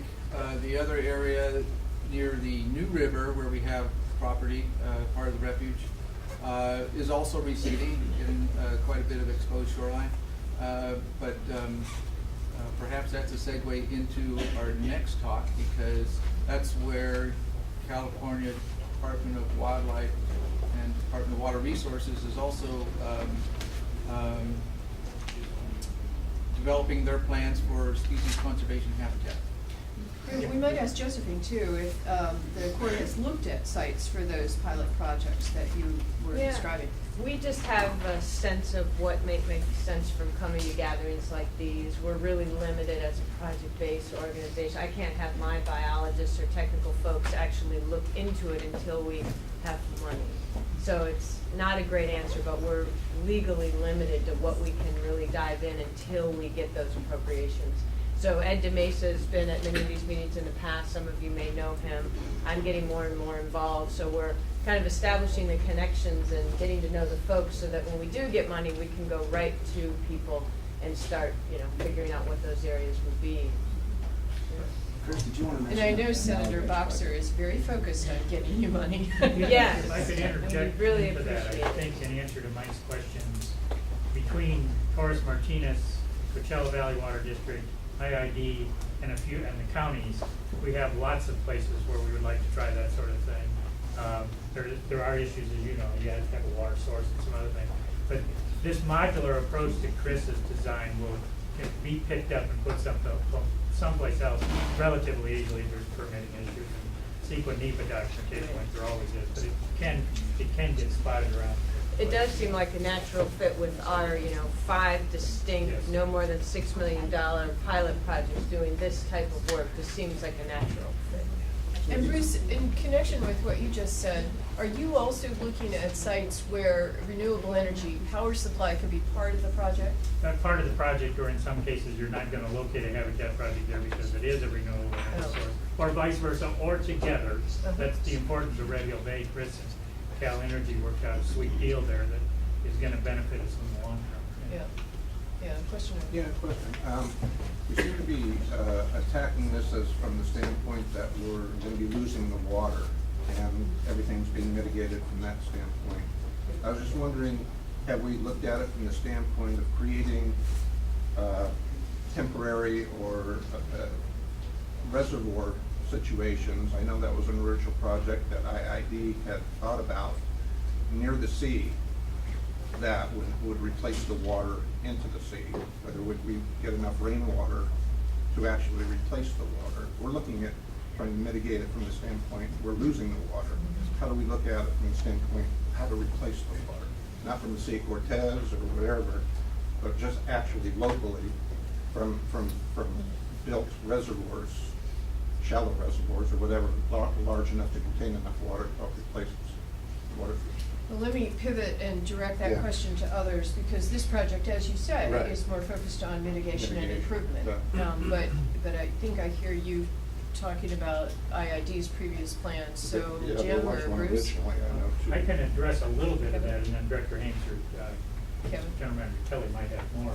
There was originally a reservoir. One of the problems, if you're talking about capturing precipitation, is we don't get a lot. And we have a hell of a lot, or we have a heck of a lot of evaporation. And, actually, we have a hell of a lot. And so if you're storing it in a shallow reservoir, you're going to lose more than you can put in from a precipitation point of view. If you could harvest some groundwater or do some other things, that might work. And that's more a Director Hanks or Kevin's question. Yeah, I'd like to jump in at this one because the gentleman in the back over there had a very important message there. The flow of the mitigation water is scheduled in 2017, if not before. The amount of exposed playa is going to increase, and we're not going to cross that finish line at the same time. So there is a very big concern about the collapse of the flyway. Likewise, we really haven't quantified what is the inflow into the sea. What is the actual number going to be? And I don't know. We get asked that all the time at the IID, and that's a place that we don't want to go because we can't pin it down. We don't have control of that. So one of the important aspects of all these projects that you're doing, you're going to have O&M built in. And we're talking about 75 years of O&M. So in the design of the mitigation that you're looking at, you have a wildlife issue, but you're not going to be able to keep up with the exposed playa. So you have to look at other resources, and one of those resources is economic development in terms of the algae ponds, the development of algae, and also I'll get into later how some of that could help fund some of these projects. There's also the issue of the salt that's been brought up. Okay, we either have to bring in additional supplies of water, or we're going to have to learn how to remove the salt. And there's some ongoing pilot projects that link to that, which would also help mitigate some of the exposed playa by the use of sodium solar gradient ponds and so forth. If the technology pans out for the pilot, which is moving towards a demonstration, some of that salt can be removed and used in the gradient ponds, which then gives the sea itself a reduction of the salt, but also gives economic oil revenue, plus the mitigation factor is involved. So it's gonna take a combination of this group. But what's going to be very important to environmentalists and to others that live in the region is, what is the inflow going to be? How do we sustain those shorelines in the design of a restoration project? And then the cost. All of those things have to be included. What we're doing is fine. Okay, we're taking baby steps and we're trying to get ahead of it and try to establish some type of habitat to save the wildlife and so forth. But at some point in time, we have to leap ahead. You know, it's going to be very important to not only the region, but all those that are impacted by the transfer. You know, what's going to happen? Are there going to be more transfers? Is there going to be a shortage? Is there going to be demand? Is that going to impact the inflow to the sea?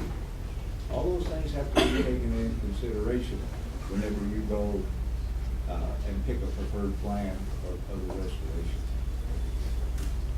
So that's one of the things that we've been doing in our settlement talks is trying to quantify that in some form so that we know how to move forward with it, and then also enter into the public-private sector of the development that would also lend to help fund some of the projects that's going to be moved. And so, to kind of speak maybe, because I think it would help everyone around the science as far as how much the sea loses by evaporation each year, how much in inflows we need to keep, say, a stable sea, and then the impacts of what then the transfers. I'm gonna, if you Doug to the crowd, Doug I think knows a little more. I mean, he's well versed in the science on it. So I don't know, Doug, if you can give us sort of just a ballpark of how much we're losing because of evaporation, how much we have in inflows currently, and how much we need to make up, I guess, if we talk about keeping the sea as is. That's a huge range of things to talk about. I'm trying to keep it as short and simple as I can. Basically, the current, let's talk about 5 years ago.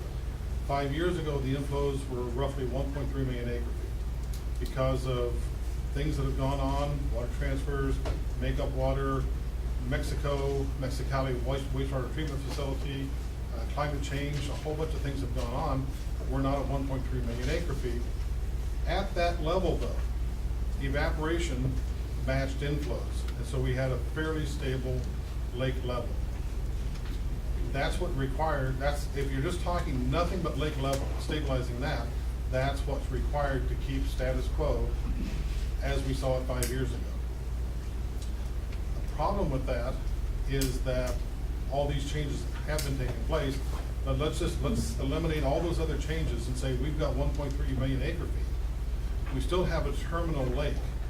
So even if you're bringing in relatively fresh water, if you're even bringing in drinking water standards, over time we will see the accumulation of salt.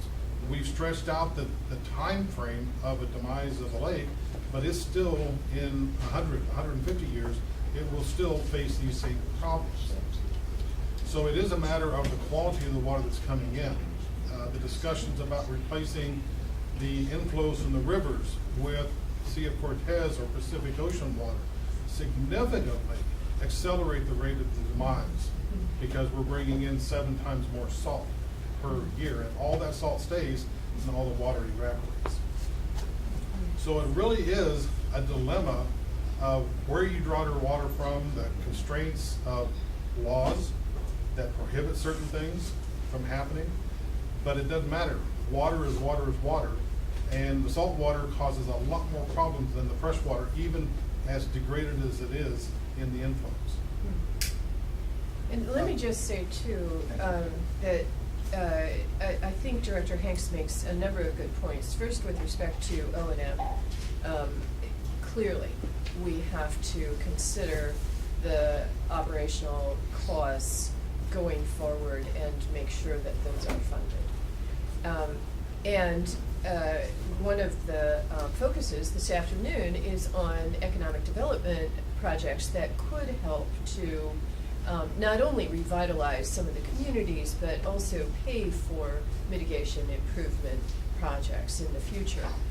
I want to say, though, as you can tell from whenever Doug speaks, USGS has a huge amount of science that can be brought to bear on some of these specific questions and some of the long-term plans. They have what Doug has described as sort of a toolkit available.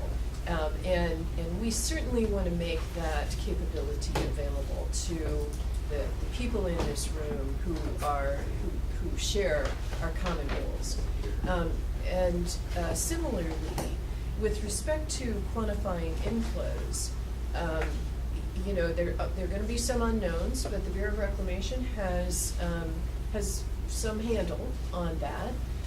And since those are the two agencies I oversee, I can urge them to make themselves available and to work with you, with IID and other stakeholders, to try to bring more clarity to some of those unknowns. Jerry? Jerry's the regional director. Well, we work really closely now with Kevin and Director Hanks, as you know, and Bruce, and we'd be glad to continue that level of collaboration and support. And I think we have a good history of that, and we'll be glad to continue that. It is a tough problem, Director Hanks, as you point out. It's very tough, and we can bring some information as well as you can, and I'm sure Doug and the GS folks can as well. We're glad to. If I may, on the issue of saving the USGS product, if you're talking about bringing in water from the sea, you have to have an outflow. Okay. And that raises up its own set of issues because you're bringing in so much salt. But regardless, with the continued inflow of salt that we get in our river water, it's going to incrementally build. Okay, so you still have to have an outflow. It may be in the design, but when I call an outflow, it may not be an outflow out of the region.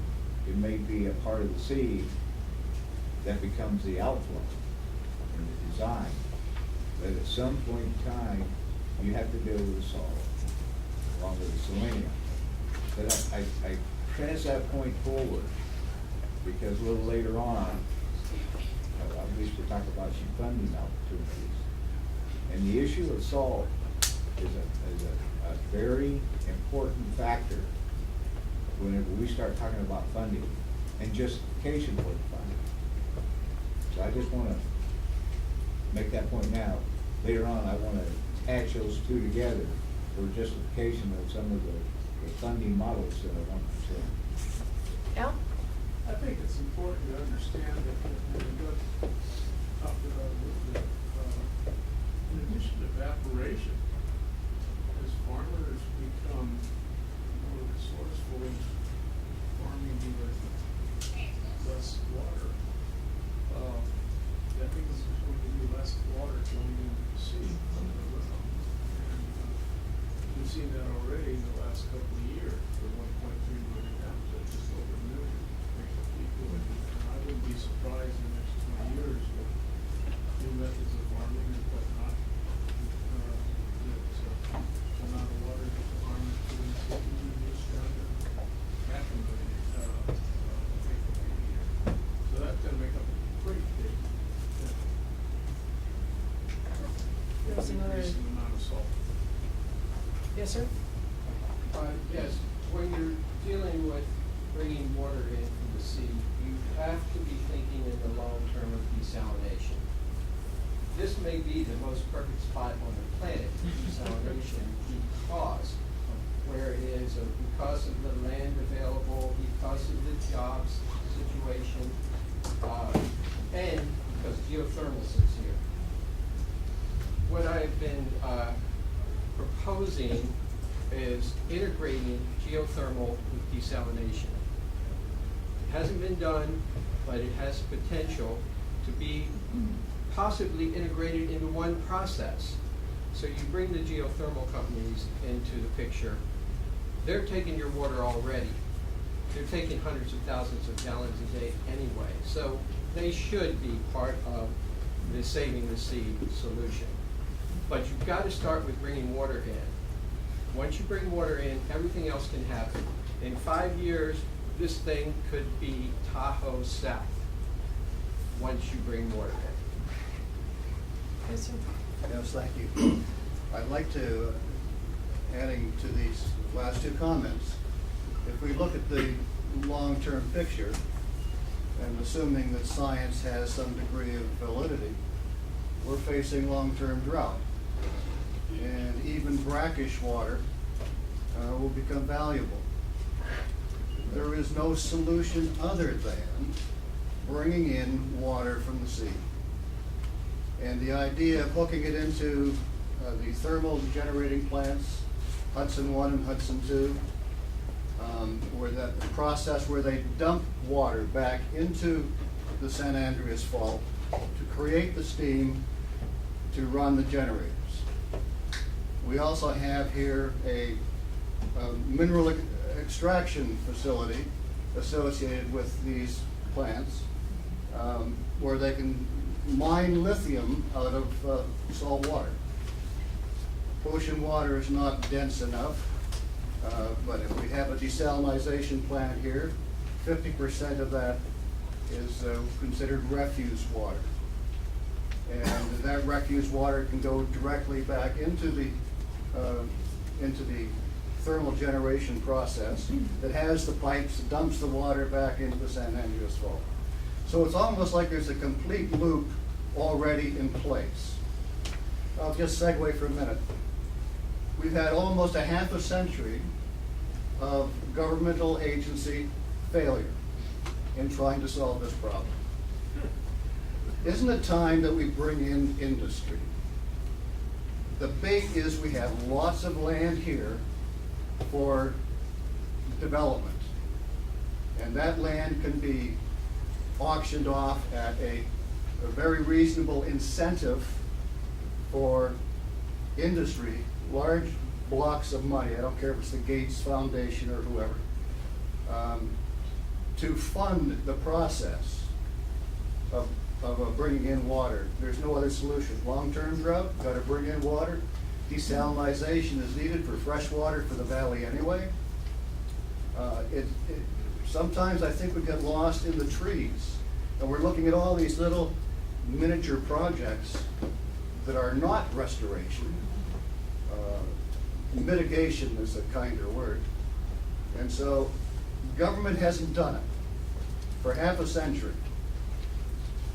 Something else needs to be done or included into the equation to make this happen. I think I'm very pleased that you said that, because in the afternoon session we're going to be talking about all the possibilities of energy production in the Salton Sea, and I think that is a headway to other discussions in the future to bring in private industry and public partnerships. So I'm glad you said that. As you know, the whole scope of the Salton Sea is, again, very complex, and we can spend very days. What we want to do is break down the discussions into certain segments. So at a later point, I'm writing down the notes that we can have a roundtable discussion about the financial strategic plan for the Salton Sea, if that's what everybody would like to discuss.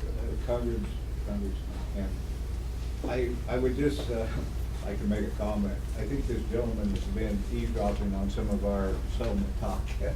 It centers around the very thing you're talking about, and we will be happy to share some of that as much as we can later on. But I'd also like to take this time, if I could, to introduce one of my colleagues who's here now, Steve Benson, he's also on the IRD board. Hi, Steve. I met some of you in DC with the Salton Sea tour that we did. But the conversation here, where it's headed, is so aligned with some of our settlement talk. So I'll just back off, because I know you have a different focus right now. Yes, sir? One question, One I'd like more. to ask Doug a question. Doug, if we could actually limit the phosphorus entering the sea to stop algae growth, and with desalination plant, would that possibly save the sea? Is that a viable situation if they could be instituted? Well, I think Al can address the phosphorus. There's TMDL programs that the farmers are complying with. I think that's going a long ways and improving. The problem is that we don't want to stop all the phosphorus. We need that algae production, that nutrient enhancement, because that's what makes this the biological paradise that it is. We need that, and we have to be careful about where's that tipping point of going too far and destroying the biology of the ecosystem and saving the ecosystem. So that's one part of the answer. There have been a host of studies on desalination, but it gets to the point of you've got to have crystal clear water, and even if you have that, is it going to go to the Salton Sea? That's. You might explain that a little bit more, Doug. Should I? Yeah. Yeah. Well, it's the value of fresh water in a highly urbanized area. So if you're spending a lot of money to desalinate water, is it going to be possible to put that back in the Salton Sea? Or are there higher beneficial uses? And that's not a science question. That's, I guess, a policy But question. aren't we trying to reduce the salinity just enough to make it viable for the fish to continue to live? We're not trying to create fresh drinking water, right? Yeah, and the problem is that unless you have the crystal clear water, you still have salinity that's increasing every year because you're losing evaporation, through evaporation. It's a vicious cycle. It really is a vicious cycle, and there's no really easy way to address this. Yeah, regrettably, the answers aren't easy on this. But what I think this sort of segue that kind of went off, or tangibly went off on, again, highlights that there are a lot of ideas out there, and there's a lot of excitement as to the possibilities of the sea. And I think that that's sort of one of the more important points of all of this, is that the sea is rife with possibilities, and is really a linchpin when you look at the entire Southern California region. Really, the Salton Sea doesn't exist in a vacuum. It ties into our water policy, our long-term water policies, our energy policies, and of course our health and our environment. I think, again, these are the sort of conversations we're looking forward to in the afternoon, where we can just kind of put everything on the table and continue to sort of brainstorm around these, and with the technical expertise that we have here, really sort of kind of dig in and kind of reform it a little. We'll go back on track right now, and I'd like to kind of turn things over to the state at this point so that they can speak further about their species conservation habitat project, the work that they're doing, and again, kind of focus in on the very concrete sort of projects that we have simmering about all this great energy that is otherwise around it as well. So. And thanks to Chris and Chris. Yes, thank you very much. You're welcome.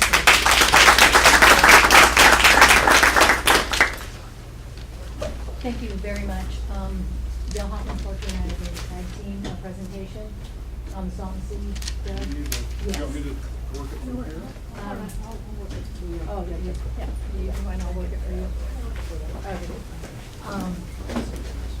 Will you need a pointer? Yes. Guess the top button, not the plastic, but the top round button. Okay.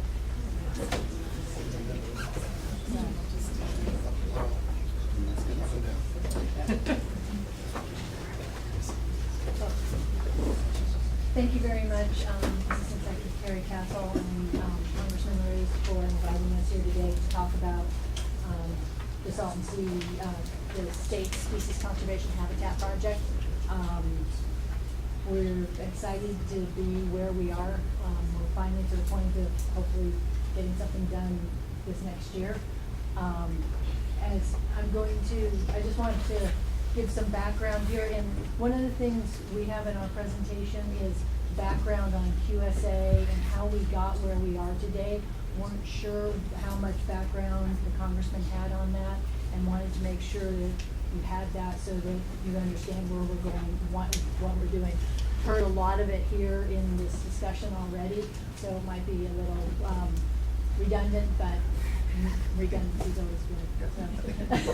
Thank you. So, this is Salton Sea. The area we're talking about for species conservation habitat is here along the New River. There's two rivers, mainly three rivers going to Salton Sea: New River, Alamo, and Whitewater River. There's a couple of smaller natural flows, San Diego Creek and Fall Creek. Species conservation habitat project is the analysis we did is in this area. The Red Hill Bay project is right here. So just as a overview, you can see lots of agriculture in the area. As was mentioned before, the inflows to the Salton Sea are primarily agricultural runoff. They wouldn't exist without agriculture. And this is the Imperial Coachella Valley. We're located right about there. So just to give you a feeling for where everything is. It was created in 1905 from a levee break along the Colorado River, the current version of the Salton Sea. It filled up the Salton Sea. Historically, prehistorically, there was always a body of water here on and off through time, so it's not an accident. This particular one may have been an accident, but in terms of the birds and the Pacific Flyway, it's always been a very important location. It's about 525 square miles. As I just mentioned, it's on the Pacific Flyway. It's a terminal salty sea, as Doug mentioned.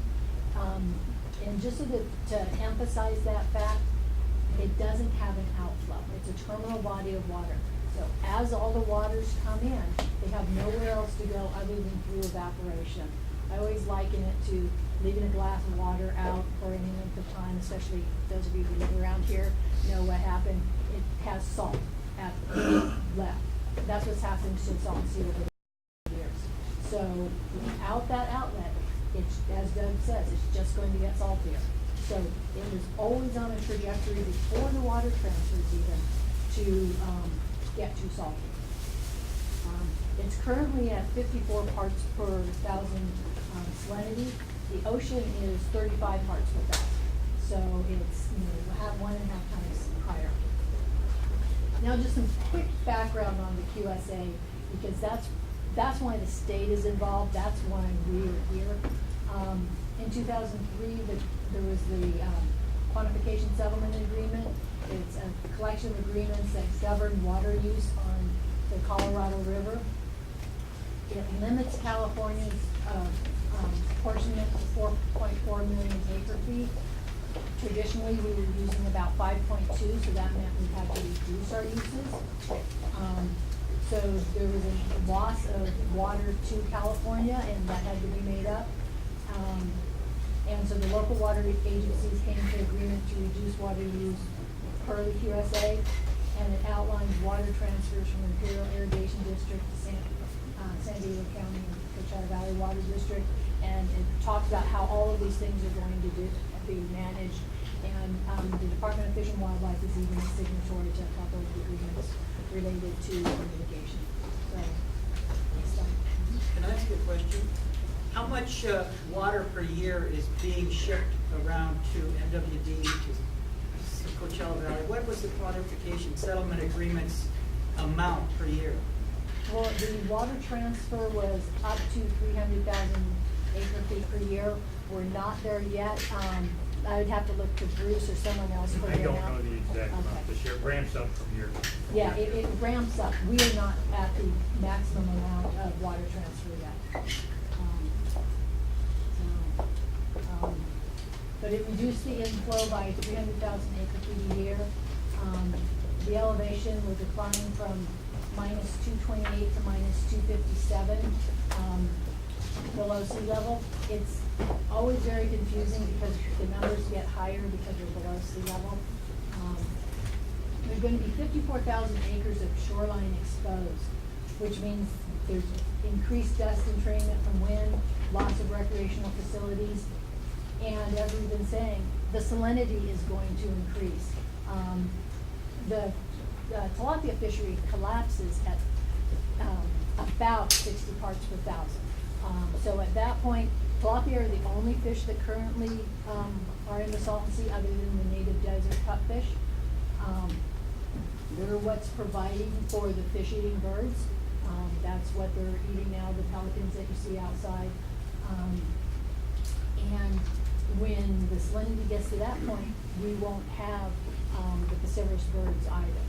So that, you know, there may be a few pockets where they persist, but that's been modeled to be, you know, the tipping point. So, next slide. This is a graph that shows what happens. We've got, this is where we are today, just about 53,000. Right about here is 60,000 where the tilapia, you start seeing the tilapia mortality, persistence, you know, in pressure areas, and then total collapse. The 2017 is when the mitigation water ends, and quick background on that, as part of the quantification settlement agreement, IID is putting water into the Salton Sea to maintain the same trajectory that the Salton Sea was on with or without the QSA, to give the state and the federal government time to come up with a solution for the Salton Sea. 2013 now, we're rapidly approaching that 2017 point. And this just shows, you know, salinity increasing up to, you know, 250,000 and water elevation decreasing. So it's, you know, we're getting to the point where of no return that we need to do something. Also means that there's going to be increased dust impacts, migratory bird impacts, and water quality deterioration. So, as part of the QSA, there was several pieces of legislation passed in the state of California to address it. There was the Salton Sea Restoration Act that said it is the intent of the legislature that the state of California undertake the restoration of the Salton Sea ecosystem and the permanent protection of the wildlife dependent on that ecosystem. This is important because that's how the Natural Resources Agency got involved, the Department of Fish and Wildlife, and the Department of Water Resources.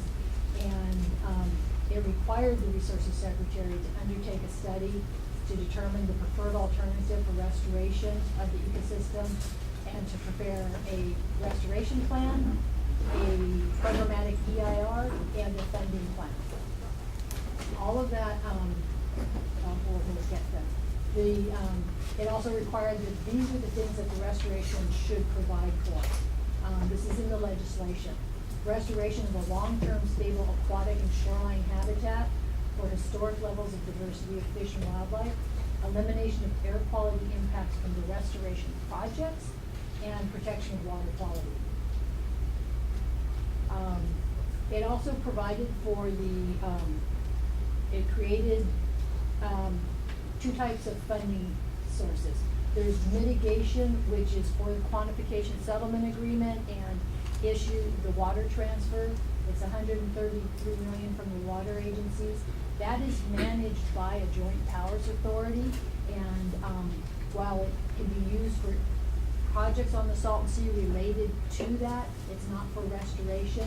And then there was a Salton Sea Restoration Fund established, which is there's $30 million from the water agencies, and then there was $43 million from Prop 84 bond, and that $43 million is after bond costs. It was originally 47, but you know, the state takes a chunk out for cost.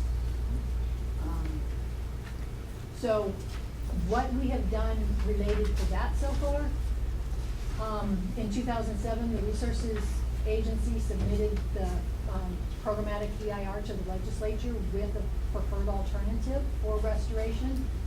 Unfortunately, it was $8.9 billion. It included 7,000 acres of saline habitat complex, very similar to the species conservation habitat that we're doing. All these different numbers, it included having a marine sea. It included doing air quality management also. After presenting it to the legislature and it hasn't been funded, nothing has happened. So that's where we stand. So in the interim, the Resources Secretary and Department of Water Resources and Fish and Wildlife realized we needed to do something. Something had to be done. We couldn't just wait. So one of the things from the PEIR is the early start habitat, and as was mentioned earlier. It's developed as a species conservation habitat project, and it's developed to support fish and wildlife dependent upon the sea. One of the first things that's going to happen when the salinity gets too high for the tilapia is we're no longer going to see the piscivorous birds, the fish-eating birds out here, the pelicans. So that's what we saw as an immediate need, to assure that we continue to have the fish-eating birds. So the Species Conservation Habitat Project will provide for that. It will develop information necessary to manage it, and for, I think I heard someone mention proof of concept. It's a proof of concept project that will help us as we do more of these. We'll learn from it. It's adaptive management. We'll learn how to, what else we need to do. It provides air quality benefits. Anytime you cover up a portion of the playa with water, it's no longer going to be emissive. Currently, we're finished with our design and permitting. We've gone through an extensive CEQA process. The state has the watchdogs kind of CEQA.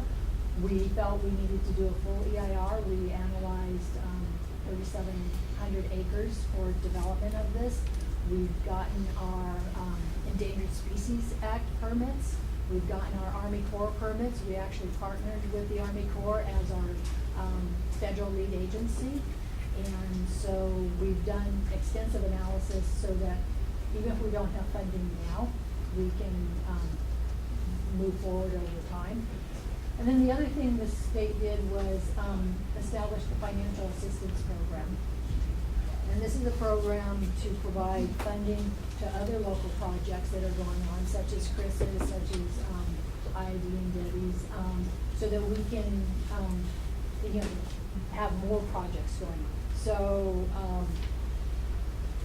the Species Conservation Habitat, as I said, evaluated 3,700 acres of habitat at the mouth of the New River. We currently have funding for 700 acres. There's multiple cells that will be managed. It's, as Chris says, it's scalable. We're looking at construction between 2013 and 2015. It's more expensive. It's $24 million for the 700 acres. Part of the expense goes to, we're building deeper ponds. We're not building the shallow ponds. We're building ponds that can support fish. We're raising fish, essentially. That means our water quality has to be spot on. It means, our pumping costs are going to be more. Our berms have to be of a quality that we don't want them to fail. If they fail, it's a lot of money to go back in. So we built them to that standard, or we will build them to that standard.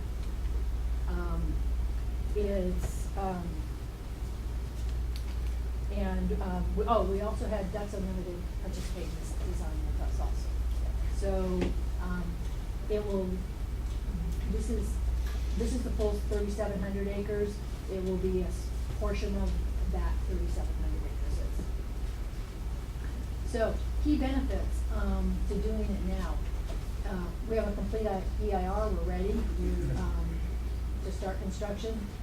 It's prior to the 2017 decrease in inflow.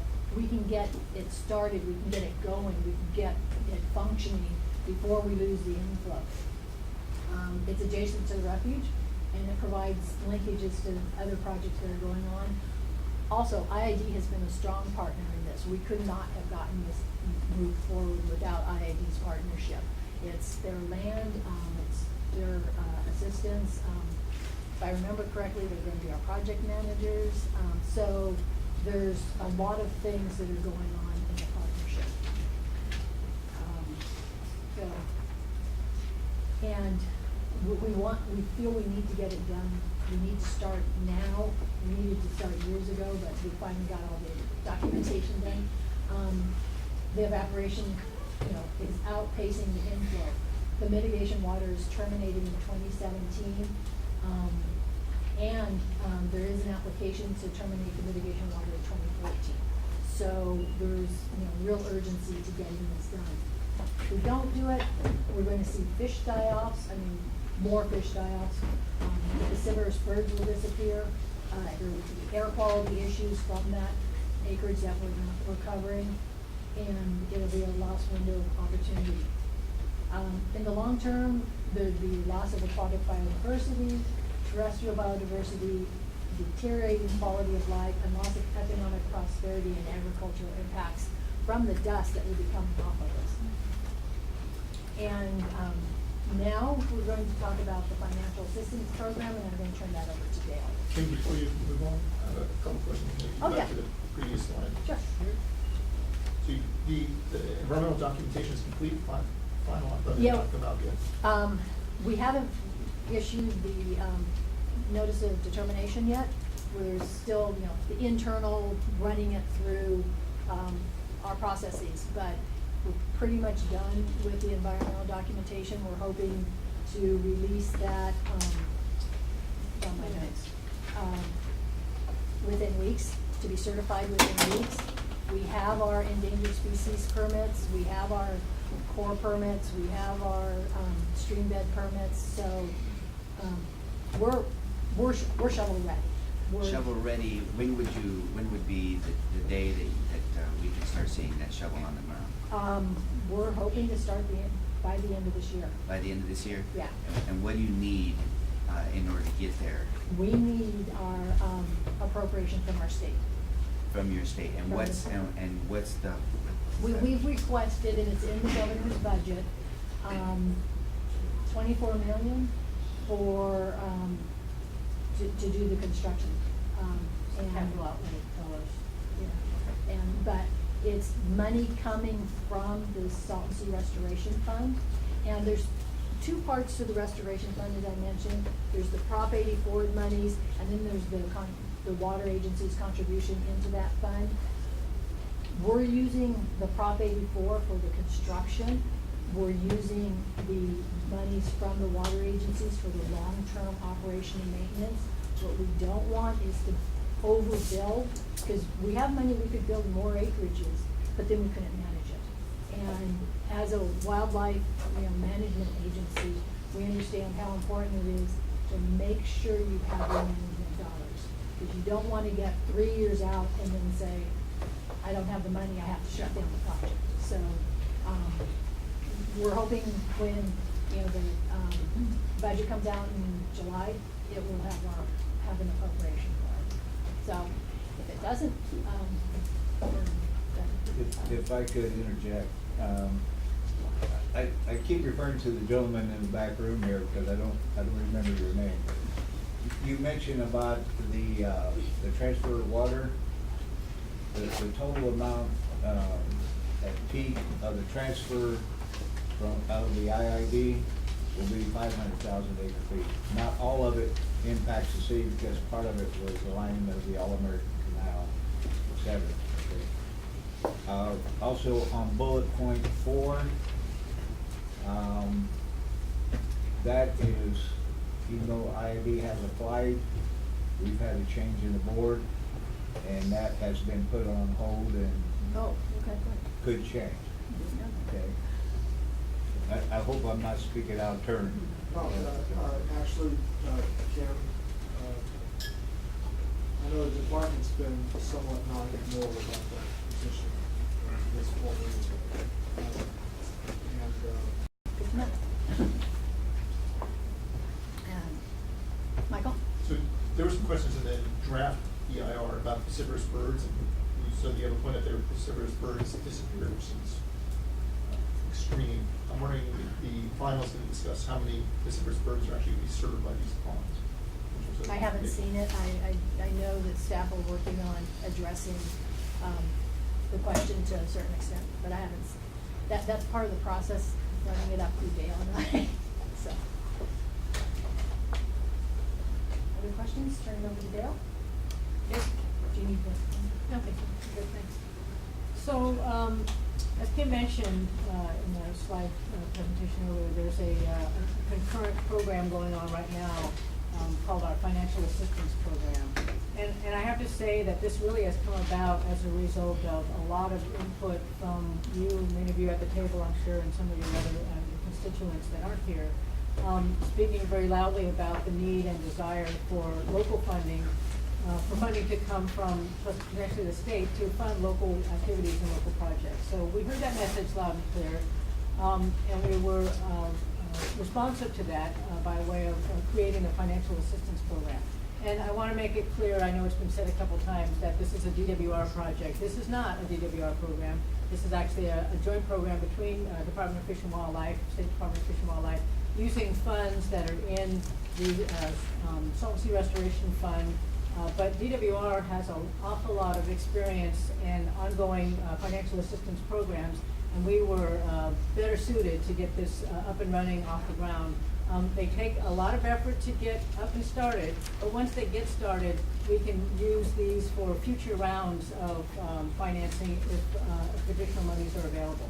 So to get started, we sent out, prepared guidelines and then a proposal solicitation package in, it looks like March of 2012, so about a year ago. Again, it took us a while to get all these going, but this is what we need to be responsive.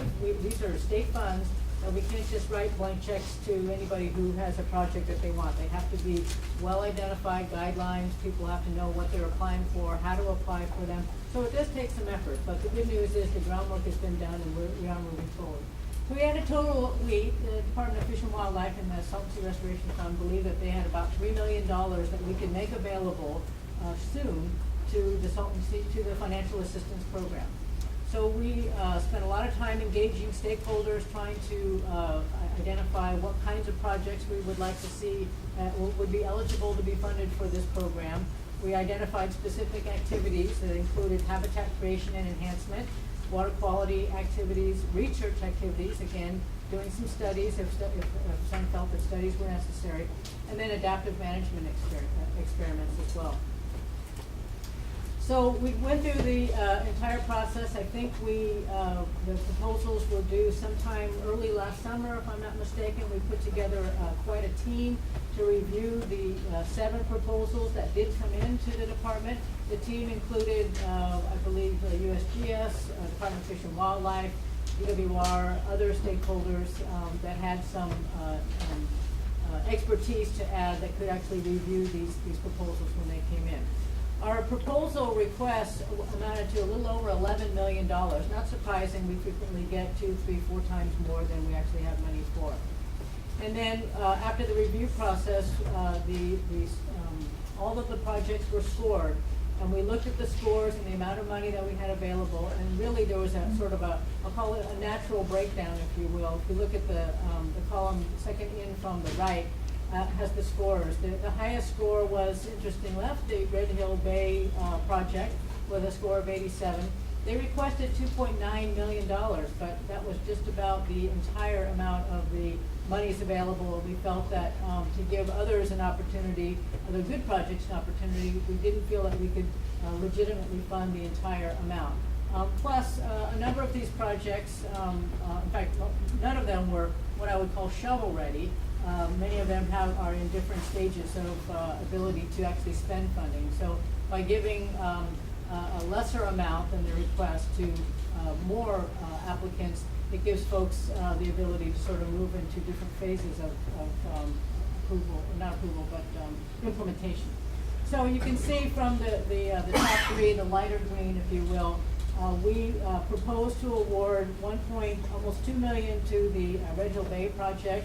We were proposing almost $700,000 to the IID Sefton Water Technology Project, and then a little over $1.1 million to the Salton Sea Authority Torres Martinez Tribe project at the facility on the northern part of the Salton Sea, Kim mentioned, up by the Whitewater River.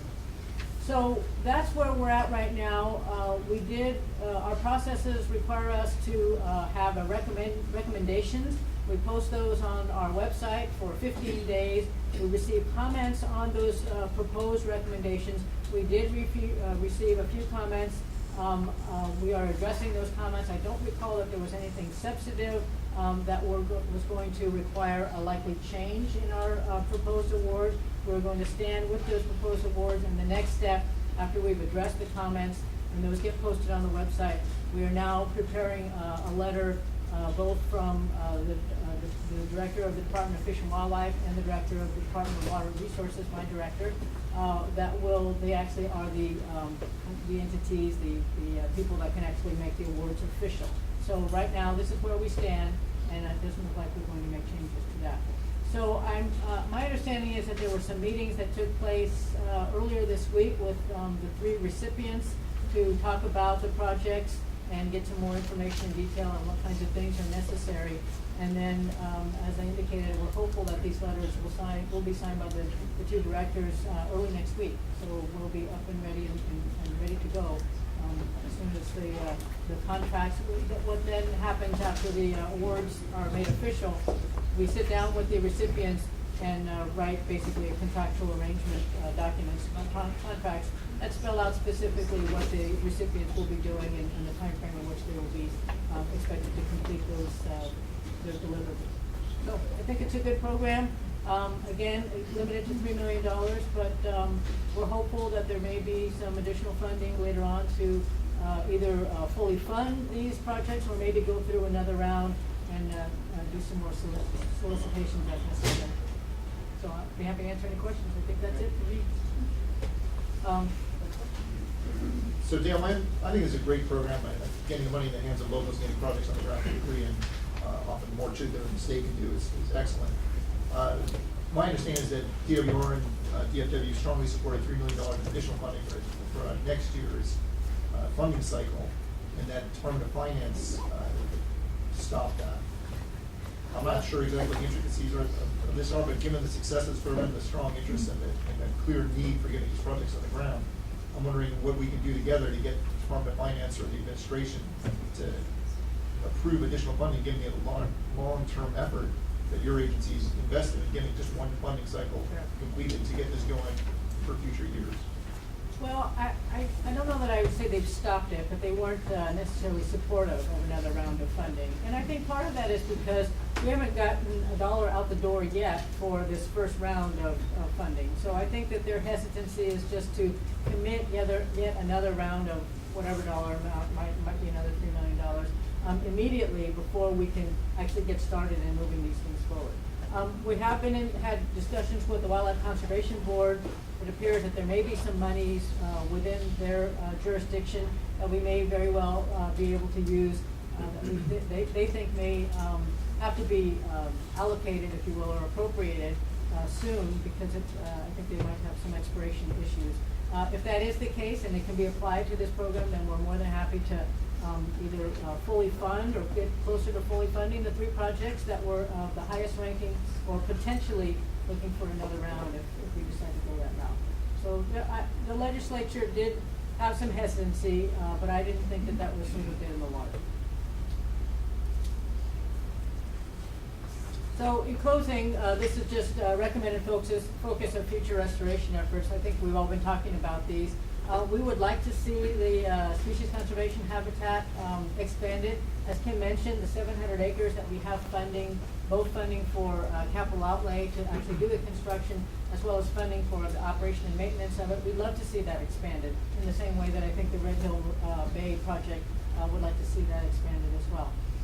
We obviously need to, and we need to, hopefully we're going to have discussions about linking federal refuge lands, IID habitat areas, tribal wetlands, Debbie's project up on the north, agricultural and wildlife lands. There's lots of potential, I think, for linkages here.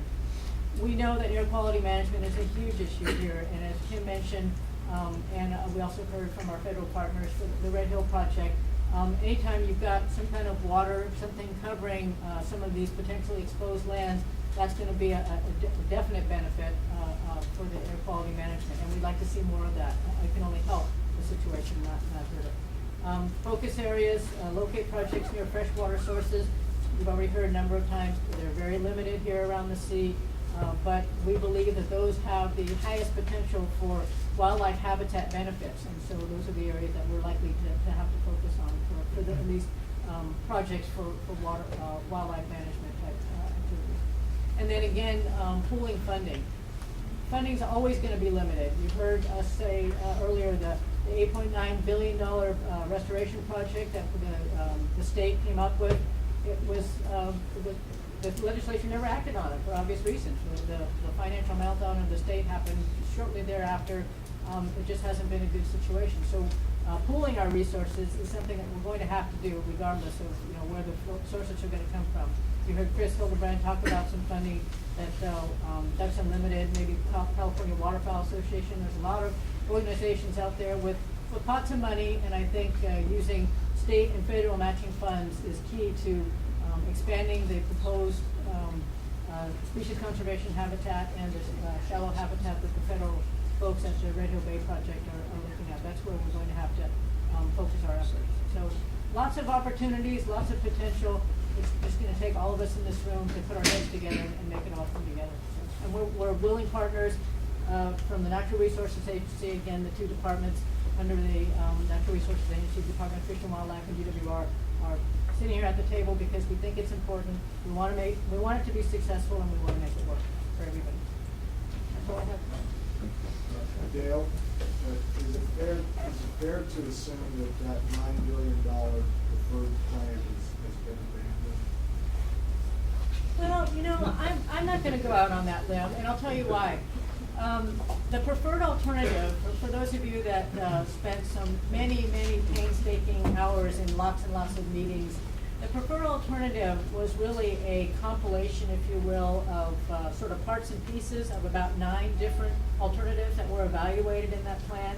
And so I still believe that there are many good components that would still be beneficial to implement. In fact, the Species Conservation Habitat project is a no regrets proposal project, if you will, that came out of that larger plan.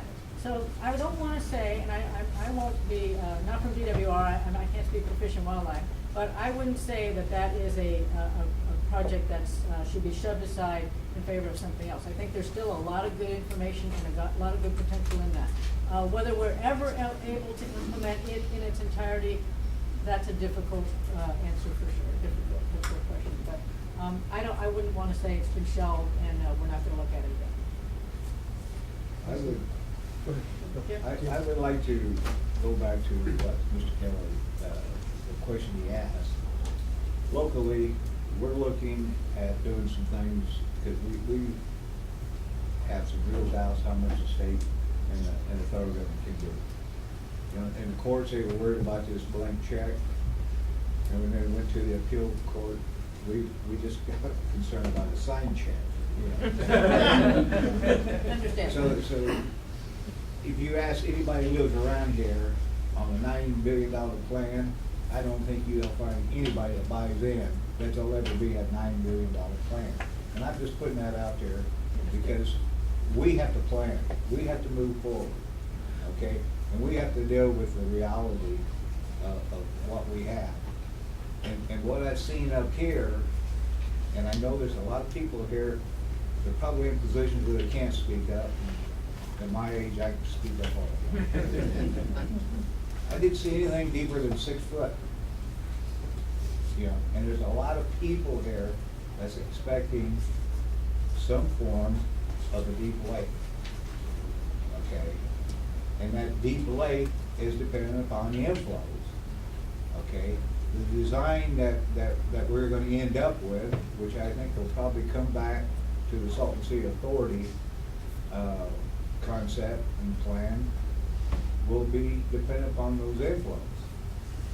So everything I'm seeing is and I'm not knocking that, because we know that the birds are in trouble, and we're going to have to move quick, because we're not going to across this finish line at the same time. But for long-term planning purposes, and part of it has to do with the renewable development, part of it has to do with the business opportunities around the shore. Some of it has to do with those of us like Al Kalin that's lived near the sea all of his life. We need to know what that final design looks like, so we can start making it fit. Yeah. You know, so if there's not gonna be a deep lake, you know, and we need to design, because if there's not gonna be sufficient water, or if there's a deep lake and it's just gonna be in an isolated place, we need to know. So Jim, if I may, I hear what you're saying, and it sounds like what a lot of people in this room really want to see is what that final grand prize product is gonna look like. And I think that is a task of all of us, including the Salton Sea Authority, to really come up with what that strategic plan is. Now, in previous times, we have looked at the grand prize at the end and tried to work backwards. I think that everybody here, as you said, has agreed that we have respectfully and with the uttermost respect for all those that have worked tirelessly throughout the years to come up with that $9 billion plan, are ready to look forward to new ideas, to a new plan to come forward, and new collaborations with many new agencies that we now have here at our table, that can start working for the ultimate goal.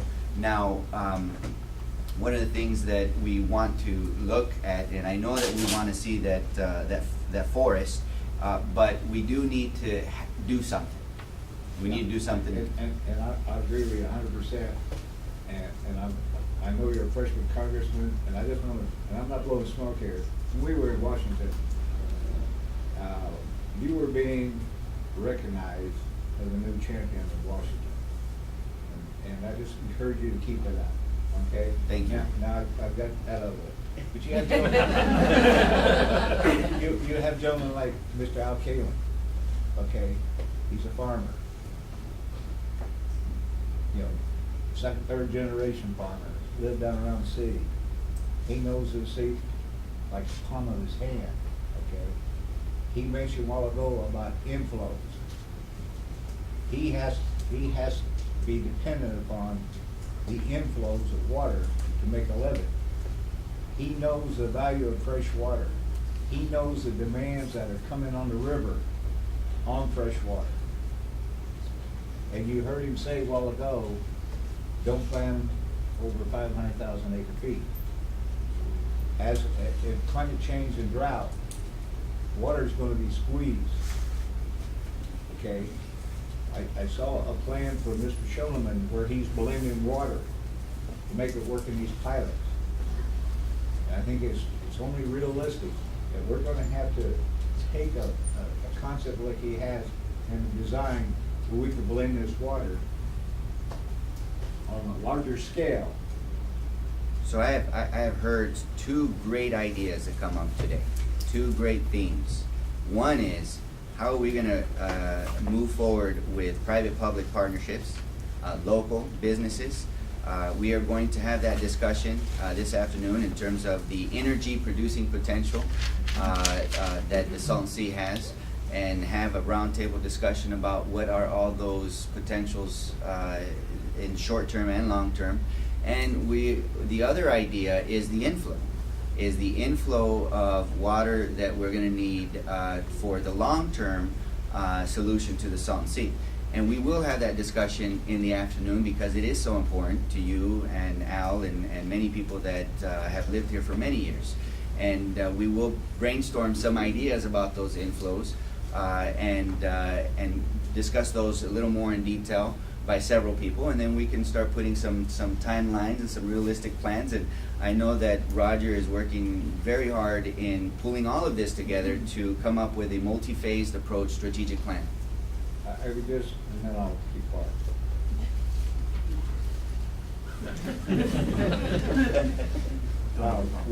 One of the aspects of the comments that Al made about 500,000 acre feet referring to tile water. You know, when you get right down to it, farming changes, inflow changes, and the tile water will even be impacted by that. But the tile water has a larger salt content in it, okay? So whenever you're talking about the design and the size, one of the ways we can measure how much water we're putting in the sea is test the inflow for the saline water. We have a good idea of what the salt level is of our tile water, and then tailwater, which is less salty. Okay, so just by the ratio of the two waters. So if you start talking about the decline of tailwater, then the salt content is going to increase. But I think in the long run, the ability to blend that water and how it's designed, that as we move forward, there's some hard realities that we, local stakeholders, are gonna have to deal with. And it's not gonna be 800,000 acre feet of inflow going into that sea, like some of the EIRs design out. I have one just clarifying question as far as the state's project. So you guys have 700 acres that you're ready to sort of move forward on now. Is it, to my understanding though, that when it comes to the environmental documents that you've all prepared, you're able to at this point have 3,700 acres, correct? You've taken into consideration 3,700 acres as far as that complex goes. Yes. It's just a matter of funding then for those additional acres. Okay. That's the question. You know, it's possible, this one alternative the gentleman mentioned about, first of all, the Colorado River is the only ball game, right, for everybody. It doesn't matter which side of the border you're on. If you're in Nevada, or you're in Arizona, or you're in California, or you're in Mexicali or Tijuana, they're all drinking from that straw. And every drop of fresh water is gonna be essential to be saved. Now, the Salton Sea is gonna suffer directly because of that, obviously, that's gonna happen. But this gentleman's talking about really leaving something progressive for the people who come after us, something better than what we have now. And that's not just gonna require new inflows, but it's also gonna require a way to desalinate the sea, and that would be, both of those I think would best be achieved by putting a straw to the Sea of Cortez. And that requires working with our brothers in Mexico, treating them right as esteemed allies instead of as us going it alone. So I would suggest that it may be a 70-foot canal, an outflow, and a 70-foot canal inflow from Mexico that brings in salt water will allow us all to better utilize the only resource that we have available for the future of all of us. Let me say that let's have that discussion this afternoon. Okay, let's have that discussion. Let's put everything on the table and let's have that discussion this afternoon. Just a real quick question about species conservation habitat and the FAP. Right now, available funds are 700 acres. If you look at another round of FAP, if that was to come from available funds, would that reduce that, or could you afford another round of FAP and still do the 700 acres? That's a big concern of ours, and so that's why we are looking hopeful to outside of the amount that's been allocated, or at least looking at for the species conservation habitat. Our discussions with Wildlife Conservation Board would be potentially an additional $3 million that would be outside of the existing funds that we believe are available for species conservation habitat. They would come out of just more detail, since we're using most of the funds for construction, then we come out of the operating. Did everyone hear that from Kim? Kim, you might say that again. Since most of the property for money would be used for construction, any additional FAP money will come out of operating money. So it's a balance of how long do we continue to operate this, or do we find other money for operating to be able to build other projects. So that's what we're trying to balance. It was mentioned in the presentation earlier, our avenue to that future, and a financially sustainable future that can environmentally sustain the city, is that financial feasibility study that was mentioned earlier in the slide. There's talk of pool funding here. That really doesn't get us down the line. If the bond funds that are in the Salton Sea Restoration Fund expire, we're gonna be pooling nothing in about another decade and a half. So it's imperative that we work together and tap into that and develop that renewable energy resource and other economic opportunities. So I look forward to the discussion later on after lunch. Congressman, one of the problems we have are these competing visions of the Salton Sea in the future. There's the Salton Sea Authority, which has laid out some plans for the Salton Sea. And we've heard from the state that they're still under an operating under the assumption that the preferred alternative, the $9 billion plan, has some key elements. And we've had a hard time bringing these two disparate views together. Several years ago, Senator Ducheney put out a bill, SB 51, to get a governance council together.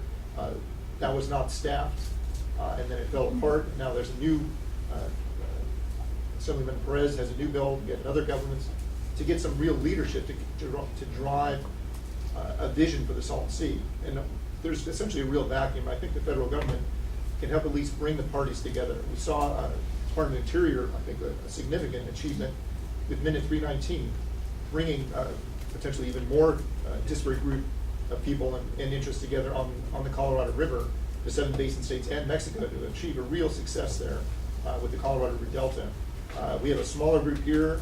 Perhaps the viewpoints are no less diverse, but there's I see a real role here for the federal government to bring these parties together. Even if Assemblymember Perez's bill gets through, it's a couple of years before we get a governance council up and running. And frankly, we've lost time. We don't have that much more time anymore to bring a view forward. So my hope is that meetings like this and other meetings that you convene with key stakeholders and get some real vision, get some management together to say, here's what the different projects are that are even out there. We have different spinning wheels going on that are not being coordinated. Bringing those together, figuring out how to best allocate some of these limited state dollars, any additional federal dollars that can be brought to the table to say, here's what the plan is, here's how we move forward, and provide some real direction, because for the past several years we've lacked that direction, and that's the role I see for the federal government. So thank you for saying that. Let me open that up to the people here. Would you like to have more of these smaller work group meetings where we can hash out with all the experts in the state and federal and local governments to really discuss these issues? I mean, yes. I mean, at the show of hands, just anybody who would be willing to continue to participate in these moving forward, so that we can develop in close partnership with the local authority to make sure that we had conclusive, concrete, strategic plan moving forward that we can all rally behind. Okay. One of the things that came up yesterday in the Salton Sea Authority was the need for what you were just talking about.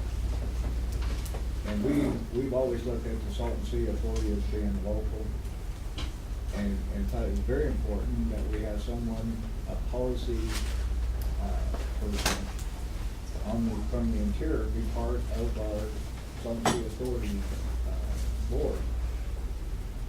And other players.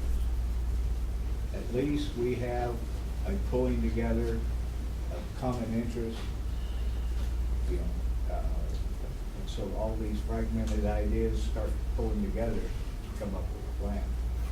If we go back to the state concept or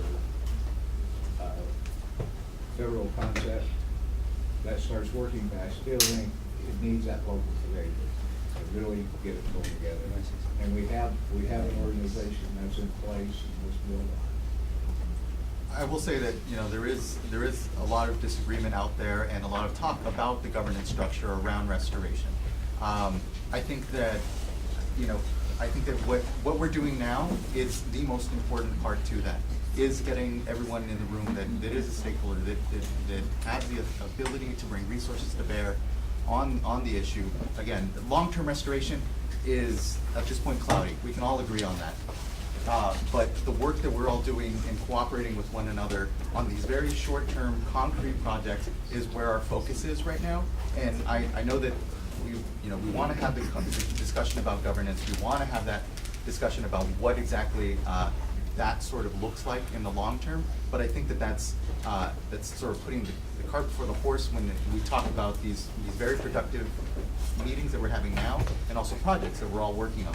I think focusing on those and ensuring that we're all having the dialogue and bringing the resources to bear on those sort of things are the sort of proof of concept of then, what later down the road, or not even later, because I know we're running out of time, and I know that this isn't necessarily about that, but I just want to make sure that, we're making sure that we're being productive and focused on, those sort of concrete things. And I will actually now stop talking at that point.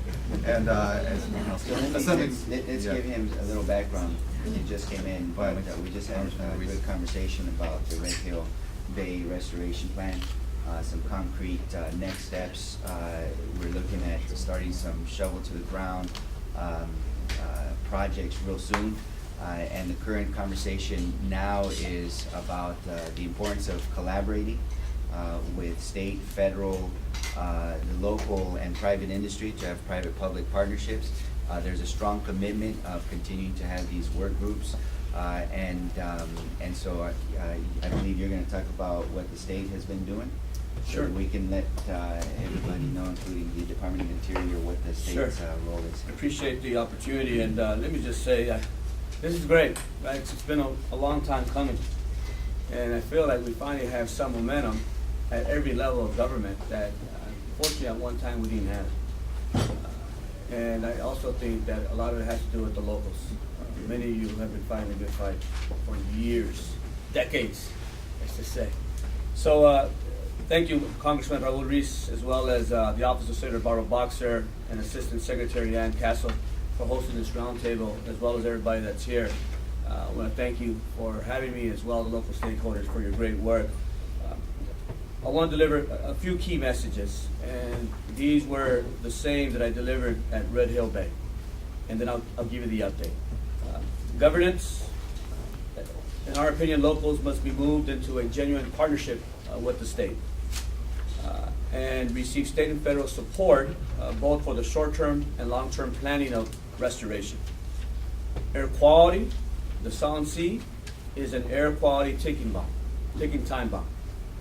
Renewables, we must build the infrastructure necessary to tap the incredible renewable energy generating potential that we have here. Now, as it pertains to governance, the current status, we've introduced AB 71, and with that a $2 million budget proposal, up to $2 million, that will allow the Salton Sea Authority and the state to move forward with a feasibility action plan for the restoration of the Salton Sea. But with that being said, and speaking of the budget, I also support the Department of Fish and Wildlife's request of $24 million for the 700-acre species habitat conservation project. We feel really good about where all this is moving. We've been having ongoing conversations with the Department of Finance, and many of you here around this roundtable have been part of those discussions. As far as air quality is concerned, we already have seen that in the past few days in the Coachella Valley have been windy, and people with respiratory illnesses are feeling it the worst. However, we believe that without proper mitigation of the QSA water transfer, air quality in this region will only worsen. And so we're working on AB 147 to ensure that the state steps up and assists in these efforts. This may be a touchy subject for some of you folks. The truth of the matter is we have to deal with it. It wasn't dealt with back in the day. It's our opportunity to deal with it now. And so let's talk about it. Let's not be afraid of it. Let's have this conversation. As far as renewables are concerned, lastly, we have two-year bills that will help to create the infrastructure and climate necessary for us to tap into the incredible renewable energy generating potential of the sea. Doing so would create much needed revenue for the restoring of the sea, and that's AB 177, I think. And so I think I heard last time we were here at a hearing that the restoration of the Salton Sea will not be on the backs of renewables. No one suggested that. What we're saying here is that let's form a partnership. Let's work together. There's a win-win for everybody. Let's build out our renewable energy potential, whether it's solar, whether it's geothermal, what have you, biofuel, and simultaneously, let's restore the Salton Sea. I think we can do it together. Yeah.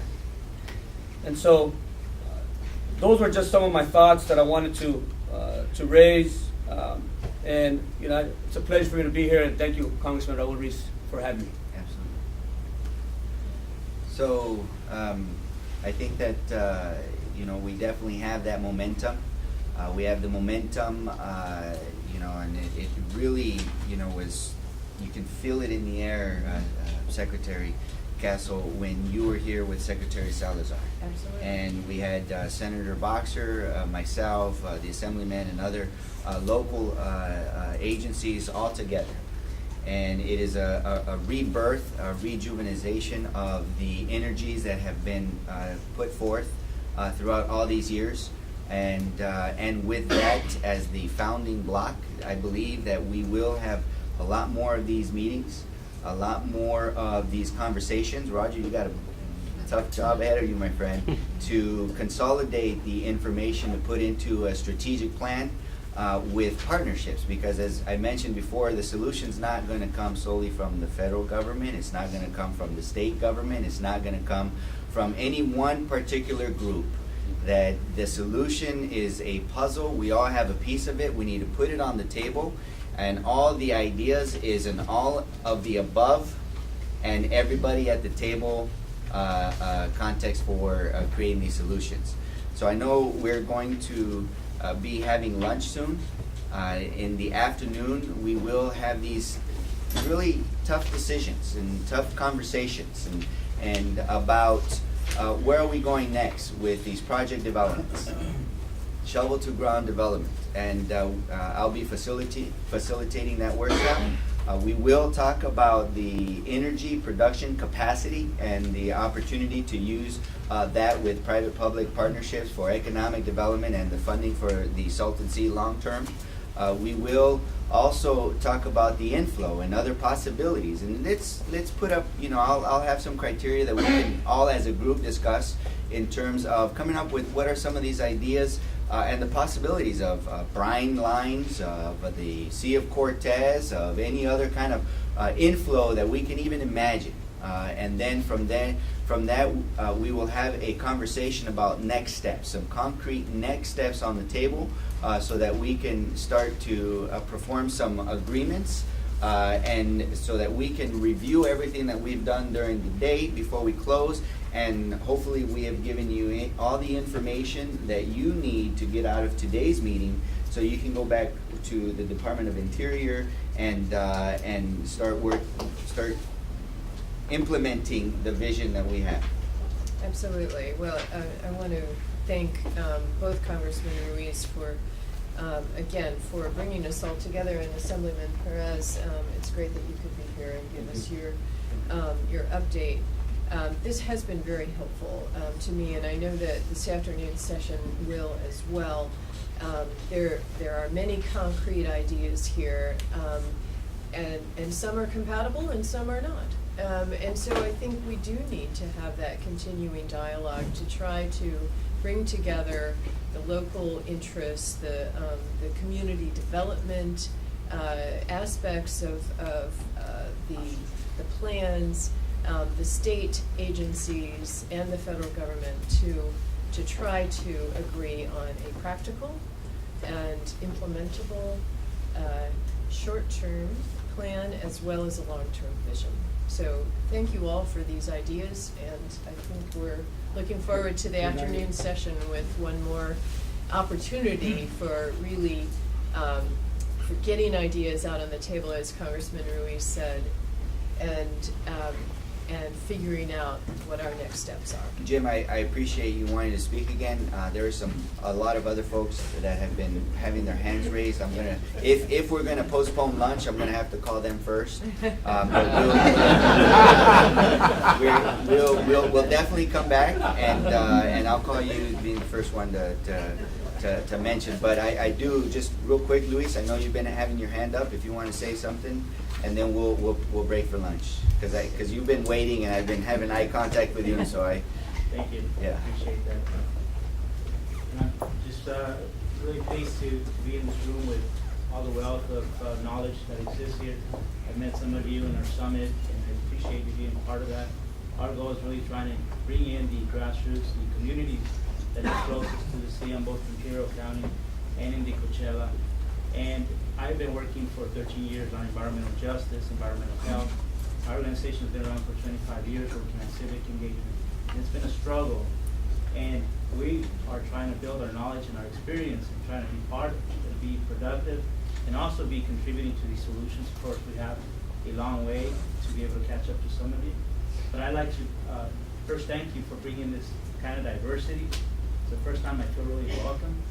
Some of you did participate in our summit, so I'd like to thank you for doing that as well, because I think it's important to bring in the community. You know, we're not as knowledgeable, we're not experienced, but we can provide support. And as organizations, we can provide support. But I'd like to just stress that environmental justice, environmental health is very important.